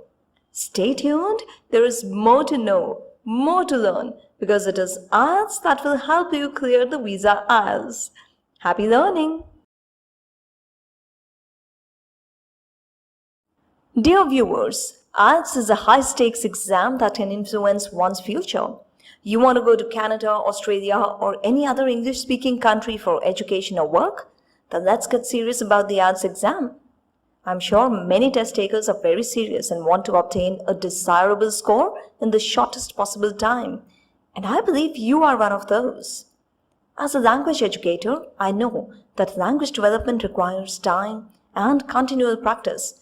And this series aims to make things easy, understandable, and crystal clear in terms of every aspect possible. It has been noticed that some students are not fully aware of the language learning process, so they enter a prep course with unrealistic goals. Additionally, some students think that IELTS will be like other exams, like their mathematics, science, or other competitive exams that they have taken in the past. With this false assumption, they believe that cramming and memorizing information will allow them to succeed. Language skills have a lot to do with cognitive skills. And remember, we can train ourselves and work on developing it. Moving on, in my previous videos, I have taken you all through various evaluation parameters and terms that always scared you. Hope you now have a better understanding and are relaxed about the jargon used in IELTS. You know what? The evaluation criteria for the speaking test has some controversial expectations. I call them controversial because a lot of trainers have some wrong notions about the expectations, and thus they neither train their students on it nor do they consider them to be relevant at all. Rather, a lot of people argue and call or tag them as myths. So let us discuss those controversies and justify their importance. Speaking on a topic, in fact any random topic, and the cue card involves task achievement, coherence, cohesiveness, lexical resource, and grammatical range and accuracy. All of this is a part of evaluation criteria, already discussed in the previous videos. However, is it only this or anything beyond this? Some candidates, and surprisingly some trainers too, believe that it doesn't matter how we speak, it is only the content. According to them, you must answer what is asked. Well, the secret behind a well-spoken answer is also the way it is spoken. And before you disagree with what I just said, let me justify it. When you say something, it has to be spoken fluently and in a manner that it sounds what it means. For example, if I have to tell you how elated I am to see your IELTS result, I have to be expressive in my speech in a certain way, right? Let me share a few examples. Congratulations! I'm so happy. Way to go, my dear friend. Hey, you're getting married? That's quite a pleasant surprise for me. Oh God, I don't know why he has to behave like this every time. I'm hurt. She thinks she's smart. She is yet to see my witty side. So from the way the above statements are spoken, it is easy for anyone to guess what the intended meaning is. To show that you are comfortable using English, to reflect the ease of using the language, remember that you will be judged for intonation as well. Intonation, also called the music of languages, it is the rise and fall of your voice when you speak. Perhaps you do not even think about it, but you use this as a communication tool when you use your mother tongue. And you should try to do the same when speaking in English. And of course, in your IELTS speaking test. So friends, speech clarity and pronunciation, volume, tone, pitch, speed, voice modulation, and of course fluency all get evaluated during the IELTS speaking test. Let us start with speech clarity and pronunciation. I'm sure you all have come across people who are unable to speak clearly. They either eat words or mispronounce letters. It could also be due to mother tongue influence, which sometimes is so strong that it spoils the other languages too. The ability to speak clearly and pronouncing the words correctly so that the listener does not have to make special efforts to understand the speech is a part of speaking test evaluation criteria. Hello, mic testing. Am I loud and clear? Yes, volume. It should be loud enough to be heard, but not so loud that it hurts. So careful. Tone. Mind it. Your tone can make it or break it. It is the tone that reflects your approach. Soft, assertive, or aggressive? Speed and fluency. So we can't always blame the transport system when it comes to timings. Sometimes our mind has a missync with our tongue and we either speak boring slow or we give a rash of words. So watch your speed. On the other hand, it has been noticed that fluency is often misunderstood as speed. In fact, it has nothing to do with speaking fast.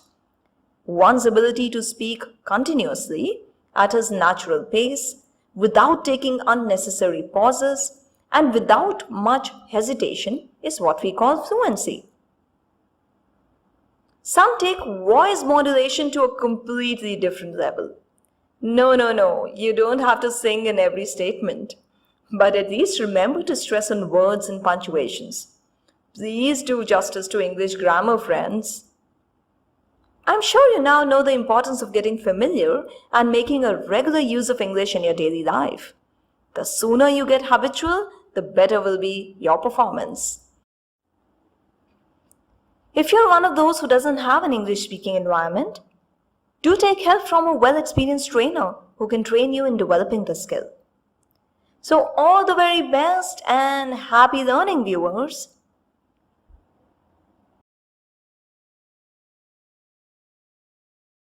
Hello, dear viewers. Welcome back.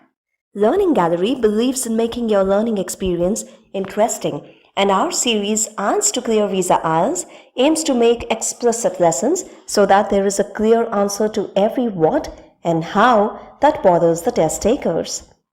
After discussing the writing segment and the complete evaluation criteria in my previous videos, let me take you through certain important elements of the reading task. The reading task, as some of you might be aware of, is different for academic and general IELTS test takers. Basically, the comprehensions have academic content and general awareness content respectively. But the test pattern remains the same. You will get exactly 1 hour within which you need to complete and transfer your answers on the answer sheet. In this 1 hour, you have to attempt 40 questions of 1 mark each. There will be 3 different comprehensions, each comprehension followed by a certain number of questions.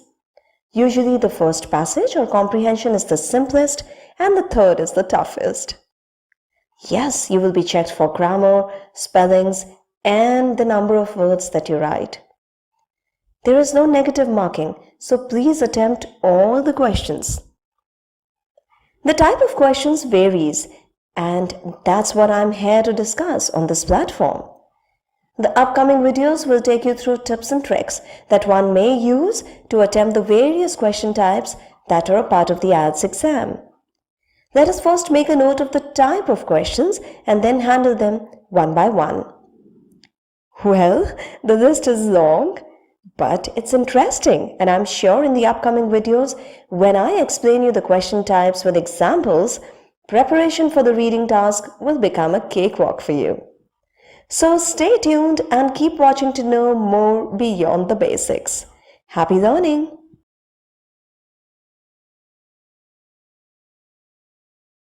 So, my dear viewers, the IELTS reading task has been really giving you jitters, huh? Some are having sleepless nights and some doze off the moment they read the first few lines.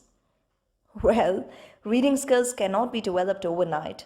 However, if you have limited time to prepare for the exam, start reading some short interesting articles maybe. Like read humor and laugh your lungs out, read fiction to enjoy the world of wizards and more, maybe drama if that's the kind of spice you like, or suspense and horror to have a few sleepless nights. And friends, it could be fairy tales too. But the point is, read. So read something new every day. While this continues and develops an extensive reading habit in you, let us also start focusing on the types of questions that your IELTS reading subtest will put up for you.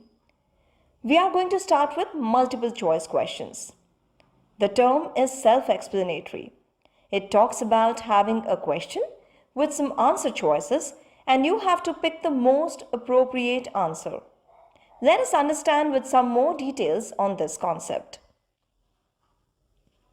You are required to choose the best answer from 4 alternatives, A, B, C or D, or the best 2 answers from 5 alternatives like A, B, C, D or E, or the best 3 answers from 7 alternatives, A, B, C, D, E, F or G. Test takers have to write the letter of the answer they have chosen on the answer sheet. So for example, I have chosen B, D and G, then I will mention all the 3 on my answer sheet. Or the questions may also involve completing a sentence, where they are given the first part of a sentence and then you have to choose the best way to complete it from the given options. The good news is that the questions are in the same order as the information in the comprehension, which means that the answer to the first question will be located in the passage before the answer to the second question, and so on. Multiple choice questions are common and can be with passage 1, 2 or 3 of the reading task. Tip for my viewers and all IELTS test takers is to read between the lines. Yes, the question usually has a catch. So don't assume. Read the question twice and understand what it wants. Now, strike off the obvious incorrect answers and read the relevant paragraph carefully to find the correct answer. Start practicing MCQs to know how you may be tricked. Prepare to avoid any traps. So stay tuned, lovely people. In my next video, we will cover up more question types that follow the IELTS reading task. Happy learning and stay safe.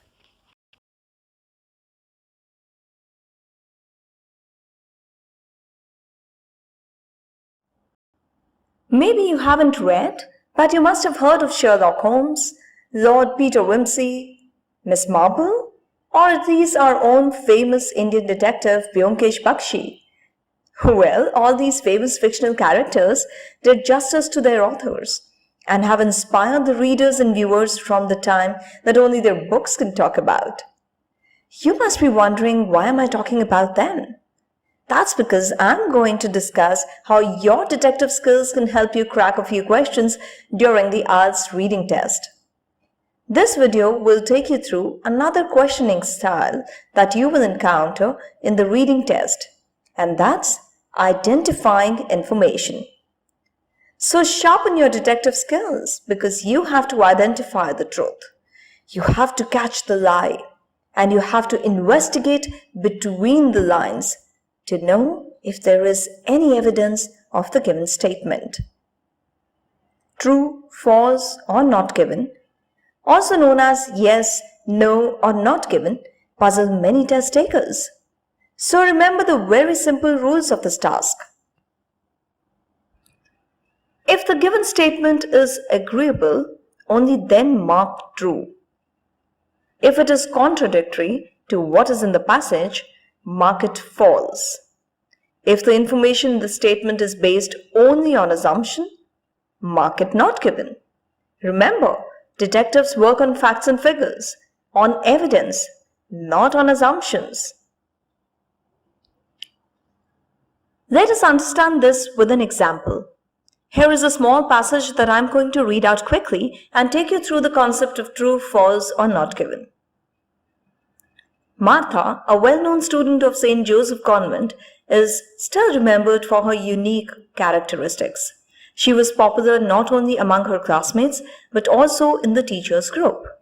She won many accolades and made the school proud on state and national level competitions of varied types. Notorious in nature, she made sessions pleasant and adventurous for the students many a times. It was obvious for some to envy her, so they stayed aloof and formed their own groups. This did not affect her peer group. In fact, the domain increased and reached to seniors and juniors too. Her chirpy, bubbly behavior made her a charmer. Being an extrovert helped her excel in social skills as well. Now the statement states, Martha was a timid and shy girl who was appreciated by the teachers for being a quiet girl. Is this statement true, false, or there is no context of it in the passage? Even if you're not sure about the word timid, I'm sure you have figured out that since she was popular, notorious, made sessions pleasant and adventurous, and was also liked by her seniors and juniors, she wasn't a shy girl at all. So the answer is false. Let's see what the second statement says. She was excellent in extracurricular activities. So, is this statement true, false, or not given? The passage very clearly talks about her participation in varied competitions. So this statement is correct and you can, without hesitation, mark it true. She was popular for playing pranks and was caught by her teachers many a times and warned to be taken to the principal. Well, is this statement given anywhere? Is it true, false, or it's not given? She was popular. Yes, she played pranks. Yes, we may agree to that as well. But there is no statement or evidence of she being scolded and being taken to the principal. No evidence means no facts to believe. So we'll mark this answer as not given. Easy, right? These questions are not based on assumptions or predictions. Just stick to what is in the text. And for all my viewers wearing the detective hats, to make you proficient, here is a list of tips that you must go through before you start solving the mysteries created in the IELTS reading tasks. Ladies and gentlemen, come back to the learning gallery for more lessons on IELTS to clear the visa IELTS. Happy learning! Welcome back to Learning Gallery, viewers. This video is in continuation to the types of questions that follow the IELTS reading task comprehensions. In this kind of questioning style, you are asked to match statements to the paragraphs given in the reading text. Now you must be wondering what kind of statements. These statements, which are put up to you after you have read the passage, are stating some information that is mentioned in that passage. This information could be stated in the form of a summary, basically a gist of something in one line, a reasoning, like why something must have happened in one line, a description, a nucleus of what a thing is all about, a definition, that's meaning of a term described in a statement, some fact that's shared in a particular paragraph, here it would be given in one sentence, or explanation of what something is meant when it is mentioned in a paragraph. So remember, the information is going to be true and correct, but it may be paraphrased. It won't necessarily be same or word to word as mentioned in the paragraphs. It will be important to understand the statement so that you can find that relevant information in one of the paragraphs of the passage given in the reading task. So my dear friends, matching the information means that you have to match what is written in the statement to where it is mentioned in the passage. In this type of questioning, it is not necessary that you should have understood every paragraph given in the reading task. But how well you comprehend the statement to match matters a lot in a task like this. An interesting thing that you must be aware of is that the relevance of these statements could be given in the passage in the form of a whole phrase, a sentence, or even a single word. As you can see here, you are given a number of statements and you are required to match these to the correct paragraphs in the reading text. So, let us understand how to go ahead with this series of questions or statements during practice and actual exam. See, the paragraphs in the reading text will be labeled as A, B, C, D, and so on. So in front of the statement, you just have to write the letter name of the paragraph. So your answer will be the letter of the paragraph, not any words or phrases of the paragraph. By the way, the trend is that usually the paragraphs are more than the statements. Like here in the example, you can see that there are 6 statements and 8 paragraphs. So don't worry if some of the paragraphs do not contain the information you are looking for. Some paragraphs would be useless for these questions. Also, there is a possibility that there might be 2 statements that you find matching and relevant to one paragraph. So it means that the match for 2 statements can be in one para. So write the letter name of that para in front of both those statements. It is allowed. Another important thing to remember, the answers do not appear in the same order as the questions, so you have to look at the whole text. So, paragraph hunting is what you need to get used to. Matching information type of questioning is different from matching headings type of questions. Matching information assesses the test taker's ability to scan for specific information. Unlike matching headings, it is concerned with specific information rather than with the main idea. So, skim and scan to make all of this work in your favor. So, my smart matchmakers, time to test your matchmaking skills. But before you try your hands on such questioning style, do read the tips carefully. Note them or take a screenshot to make them your ready reckoner during the practice sessions. All the very best. Happy learning. I will be back with the next tutorial very soon, so stay tuned.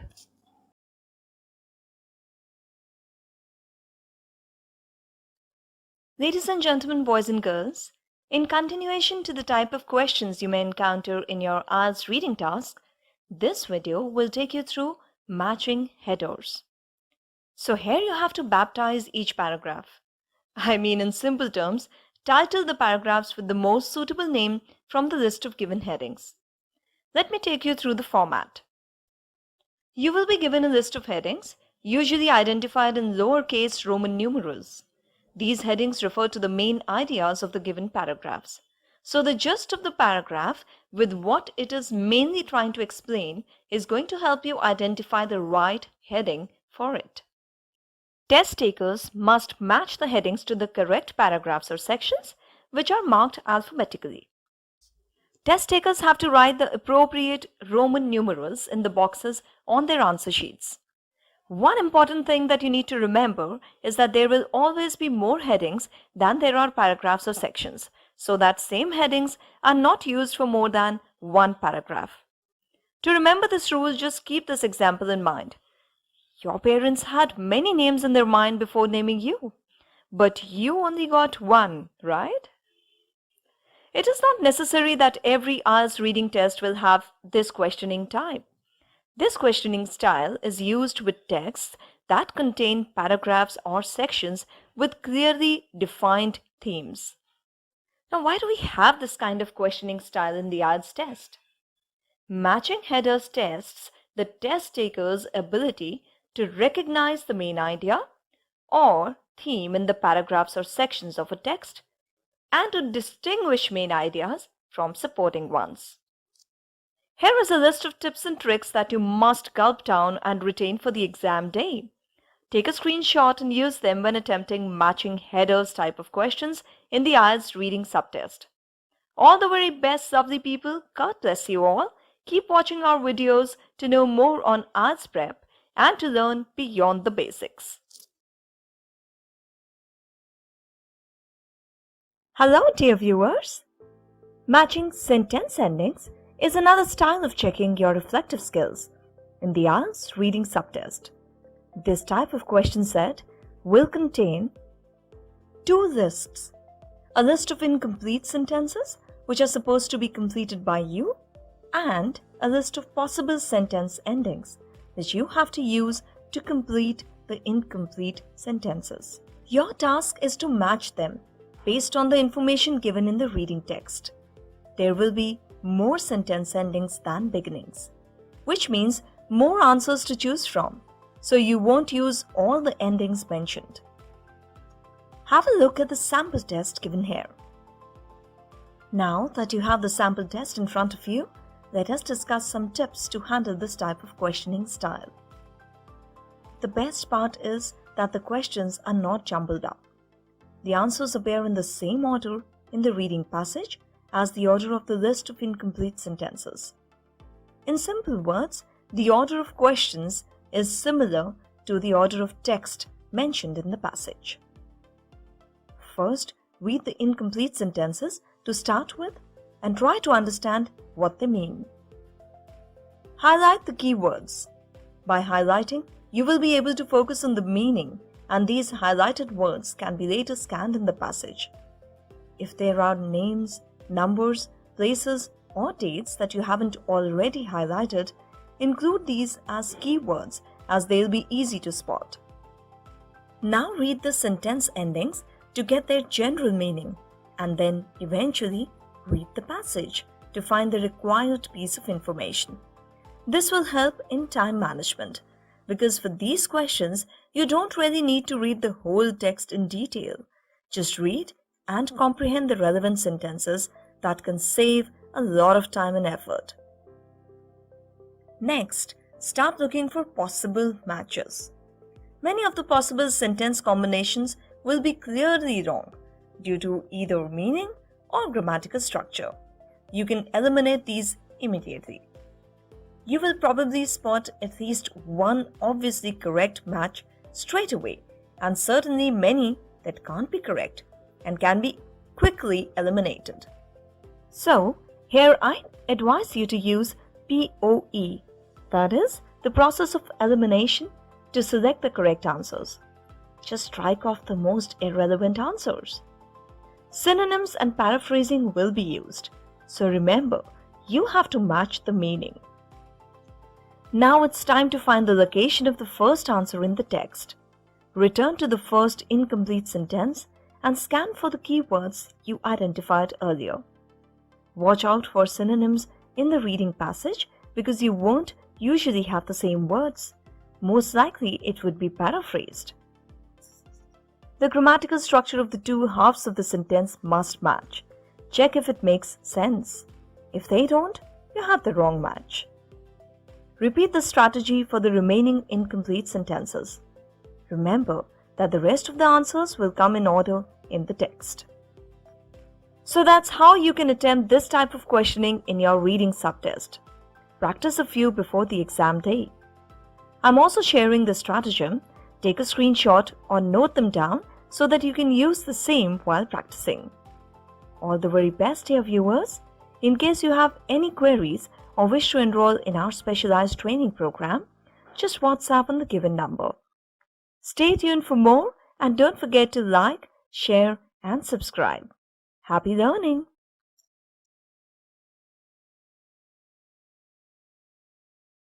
Hello ladies and gentlemen, boys and girls. Here is another questioning style of the IELTS reading subtest. I have been discussing all of this to give you a simple understanding of varied questioning styles and what strategies you can make to handle them and answer them correctly while practicing, and of course when you encounter such questions on the actual test day. This questioning style is quite similar to fill in the blanks type of questioning which we all have handled in school days. Here you have to complete the sentences in a limited number of words. These words will of course be taken from the reading passage and these words are then to be transferred on the answer sheet. The instructions will make it clear on how many words or numbers you should use in your answers. For example, no more than 3 words or a number from the passage, 1 word only, or no more than 2 words. If test takers write more than the number of words asked for, they will lose the mark. Numbers can be written using figures or words. Please pay a close attention to the information mentioned here about how numbers are counted. Contracted words will not be tested, which means you wouldn't have contracted words as answers. Examples of contracted words are mentioned below. Hyphenated words are counted as single words. Also, be careful while mentioning a date. All the dates are always counted in the following manner. And there is a good news for you test takers. The questions are in the same order as the information in the passage. That is, the answer to the first question in this group will be found before the answer to the second question and so on. This task type may be used with any type of passage of the IELTS reading subtest. So just for your understanding, let me discuss the concept again. You are given sentences which you have to complete by filling the blanks. Those sentences are not exactly taken from the text. They are paraphrased, but they keep the initial meaning. Keywords from the questions help. They'll help you to find the paragraph that contains the answer, so highlight them. Understand the meaning of the question. To find the answer, you should understand what the question is. Once you have understood the meaning, it will be easy for you to locate this sentence with the same meaning in the passage. Word limit. Note that if you are asked to complete the sentence with no more than 2 words, you can write 1 or 2 words. A, an and the are counted. Articles, prepositions, etc. all are a part of the word count. Okay, and here are some tips. Cut them down in a few sips. Take a screenshot or watch the video again anytime you want a recap. These short and simple videos are for all those who are serious about studying or settling abroad. Let us make IELTS easy to crack. Score well in IELTS to clear the visa files. All the very best. Happy learning! Welcome back to Learning Gallery, your one-stop solution to get all your IELTS queries answered. In continuation to the questioning style in the reading subtest, let me take you through another one. IELTS reading table or summary completion. What is it all about? Is table or summary completion similar to sentence completion or fill in the blanks type of questions? Let us figure out what this type of questioning style is and how you can handle them in your IELTS reading test. In this question type, you will be presented with an incomplete table, and that has some information taken from the passage. This either summarizes or paraphrases the information given in the reading passage, and that is why it is also known as summary completion type of questioning style. You will have to locate specific information in the passage and choose the appropriate words. You will be instructed as to how many words you can use for the completion. For example, you may see the following options. You can have either 3 words or a combination of words and numbers, but not more than 3, like $20 million. This has total 3 words with a number. Or the question might specifically mention answer in 1 word or no more than 2 words. Sometimes you will need to fill in the gaps choosing from a provided word bank. If this is the case, there are usually more words in the list than required to fill the gaps. Now you may think that a word bank makes it easier to find the correct answer. However, keep in mind that a common trick for this section is to include an exact word from the passage in the word bank, which is actually the incorrect answer. Since most correct answers will be synonyms rather than an exact word from the text, don't always assume that options that are exact words from the passage are automatically correct. The amount of questions included in a table completion varies. This section is the most likely to not have information in the same order as it is listed. One reason for this is that it is often presented in a table of notes. Now let us understand how to answer table completion questions. It is important to first carefully read the table and prepare. Number 1. Analyze the table and underline the keywords. It's a good idea to first look at the table and figure out the best way to read it. Perhaps the best way is from left to right, or to look at the headings if they are present. Number 2. Identify grammar.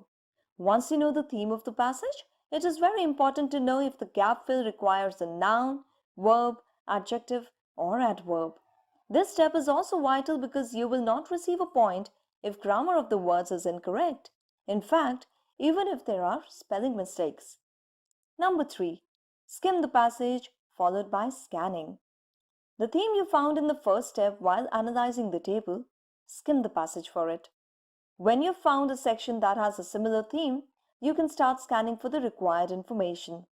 Instead of looking for words that directly match, look for synonyms. After you've done this, start answering your questions. Going back to the reference section in the passage may be required, so mark it. Also, make a note of what not to do. Do not read the entire passage. It is not necessary and actually time restricted to read the entire passage word to word. Do not get confused if the table includes paraphrased information. Do not misspell words or use incorrect grammar. Your answer will be marked incorrect if you do so. So, that's it. It is not as difficult as it sounds. It is just another questioning style that requires your attention. So make sure you make your reflective skills strong enough to fetch the right answers. And don't forget to like, share, and subscribe. Get in touch with us if you want prep help. All the very best and happy learning!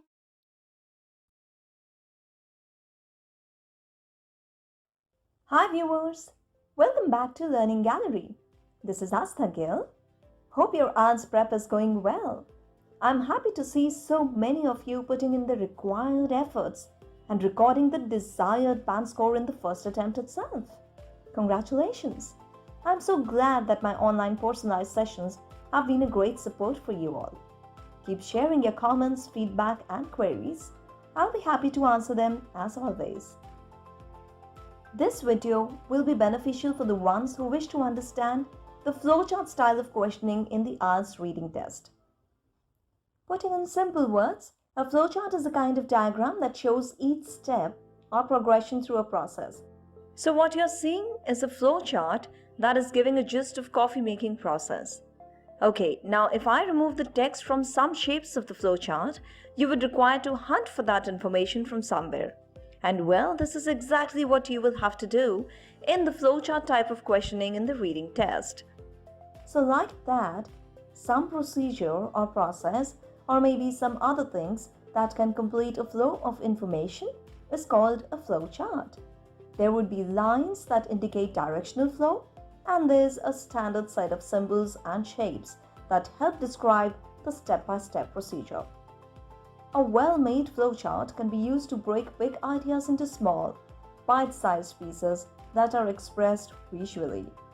So knowing how to make one is sort of like having a universal language. Being able to flowchart makes it possible to communicate all sorts of things with all sorts of people, and that's pretty cool. But that's not something that you need to work on. The IELTS test makers are going to make the flowchart. They are good at this. Your job is to complete it with the missing pieces of information which you will find at a specific part in the reading passage. Let me throw some light on the variations and versions of flowcharts. Well, that's actually endless, but there are certain types that are particularly versatile. Like I said before, flowcharts may be used for even other things like describing business, manufacturing process, or administrative processes, seeing how an organization functions and how different departments work together. Let me take you back to a process flowchart like we saw at the beginning of the video. A process flowchart is probably the most versatile of all variants used in flowchart types because it can be applied to virtually anything. A process flow diagram could map out roles and responsibilities of various designations within an organization to gain clarity, draw up a proposal for a new process or project to understand its scope and steps, or it could even simply show the way you wake up in the morning, as shown here. I know that some candidates even get scared of the symbol or the shape variants, so let me give you a brief on that as well. The oval or the circle shape depicts an end or a beginning. So usually you will find these two shapes used at the start or to terminate the process. The rectangle shape is your go-to symbol once you've started flowcharting. Rectangles are used to capture process steps. Various steps involved in the process are mentioned in rectangles. You might find some rectangles empty when a flowchart type of question comes in your reading task, which means that you have to find the missing parts of the process and fill the blank rectangles. The arrow is used to guide the viewer along their flowcharting path. Please carefully monitor the arrows and the direction they suggest. Many candidates get confused and are unable to figure out the expectations of the flowchart. Here, your scanning skill will be beneficial. If you have a good understanding of the passage, you will be able to summarize the information in the flowchart correctly. And then there could be a diamond shape. The diamond symbolizes that a decision is required to move forward. It will have certain arrows here and there, and then, according to the information given in the passage, you will have to make a move. So basically, you are going to get an incomplete flowchart, and the required information must be fit at the right places. From where will you collect all the missing information in your reading task? Well, that's what you are tested on. In the test, your flowchart could be as simple as the one given here. So no shapes, no boxes, just a flow of information and some blanks. Simple, isn't it? Just remember a few tips that can help you handle flowcharts. The information will be available in one part of the passage. Skimming and scanning would be required. So first skim to find relevant information, and once you know where it is, scan it nicely to find the correct and exact answers. The answers must be according to the word limit mentioned in the instructions, so make sure you have read the information carefully. If test takers write more than the number of words asked for, they will lose the mark. Numbers can be written using figures or words. Please pay close attention to the information mentioned here and about how numbers are counted. Also remember a few more important things. Understand paraphrasing. The information in the table of flowchart will match information in the text, but it will very likely be paraphrased and include synonyms. So, last but not the least, identify the synonyms. Once you've located where in the text the answer is located, you'll need to interpret the language to identify the word or words. You need to fill the gap in the table or flowchart. So that's about flowcharting. Don't forget to practice this questioning style before the exam because, like I always say, proper preparation prevents poor performance. All the best and happy learning!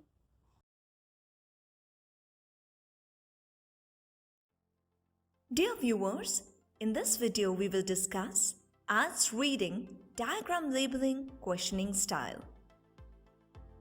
Many candidates dread getting a diagram labeling question in their IELTS reading test because they fear they won't understand the diagram, especially if it's on a technical subject.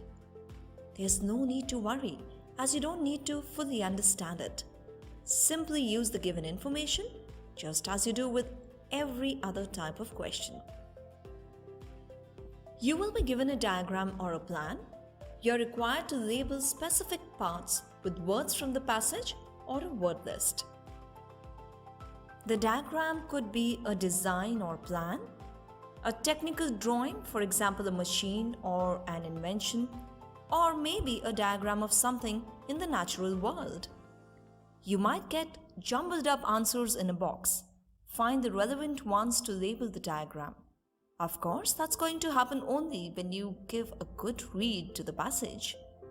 Or if you're required to select words from the text for the answers, you'll be told how many words you're allowed to use for each label. Okay, just in case you have a doubt on this, let me clarify that hyphenated words such as mother-in-law count as one word.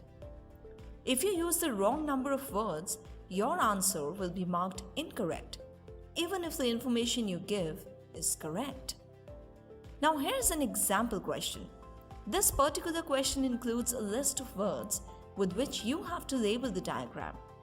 The information needed to label it correctly will be in the passage. However, remember, it may be concealed in synonyms and paraphrasing. So, this type of questioning style tests your ability to interpret a diagram. Take a minute or so to know what it is and what is it asking for. Skim and then scan for specific information. Identify synonyms and paraphrasing.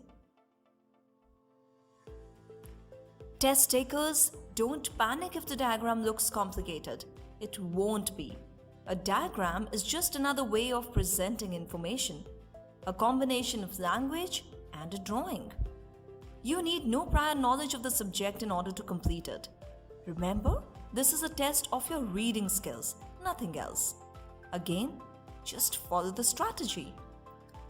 Use any little clues that are present in the diagram to help you understand it. In our diagram, for example, we have some numbers, some text, one completed label, a heading in the word list box. You may be given a glossary of keywords that could be unfamiliar to you. They'll be below the text. For example, here's the glossary for this question. Try to get a general understanding of the diagram before you read the text. Scan for keywords in the text to locate the paragraph. Now, once you know which paragraph is relevant, read it in detail to identify the word or words needed for the label.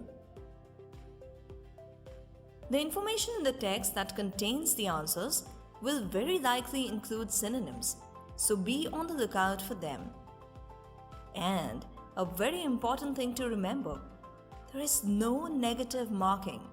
Don't leave the blanks blank. If you have been unable to locate an answer, make an educated guess. You may guess correctly and score the point.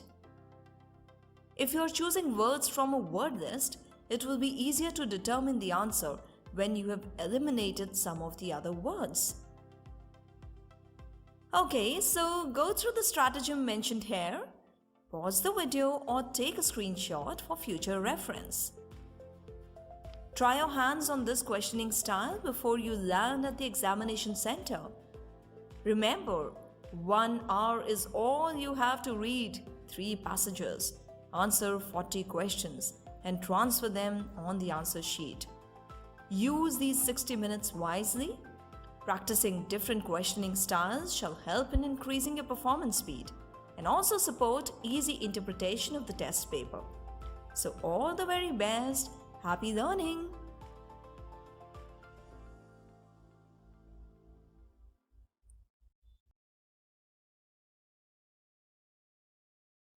Ladies and gentlemen, boys and girls, welcome back to Learning Gallery. I have discussed the type or variety of questions that you may encounter in your IELTS reading subtest in this series. And the easiest one was kept for last so that you can remember that IELTS prep is not rocket science. But you may make it a labyrinth for yourself if you don't go prepared. This video will take you through a questioning style that you have done even during your school days. The short answer questions. Many test takers find short answer questions amongst the easiest to answer.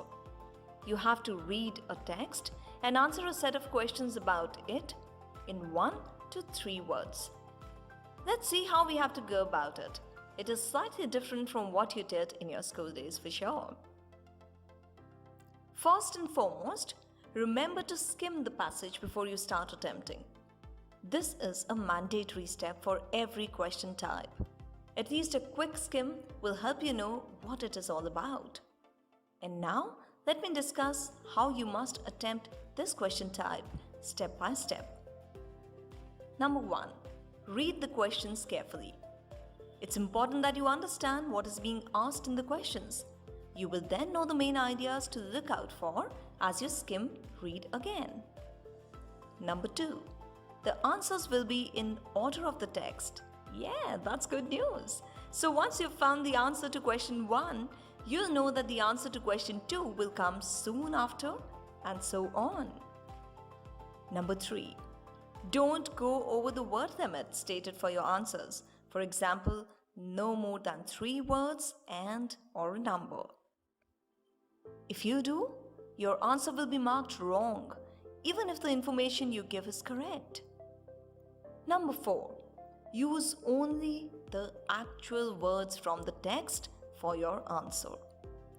You may need to change the tense of any verbs you use to ensure that your answer is grammatically correct, but remember, only the actual words. Number 5. Most questions will contain synonyms or paraphrasing of the text. That is, the meaning will be the same, but the wording slightly different. Now let us understand how to attempt with an example. What you are seeing here is a sample question paper of this questioning style.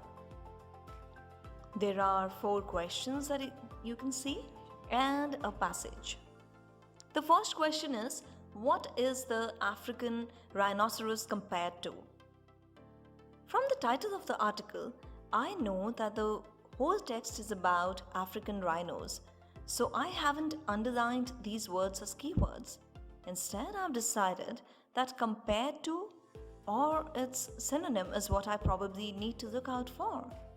Indeed, I spot like in the very first sentence. So, does the given information answer the question? Yes, it does. It says that a rhinoceros is like a tank on legs. Do a quick scan of the rest of the paragraph to make sure that this really is the right answer before filling it in and moving on to the next question. So answer 1 is tank on legs. Remember to take extreme care that you don't write more words than are allowed, which in this case is no more than 3 words and or a number. So if you write a tank on legs, your answer will be marked wrong even though you've given the correct information because you used 4 words instead of 3. Okay, now question 2. Which type of rhinos fell in number below 100? Now here the keyword for this question is 100. I suspect that it may be written in figures as 100.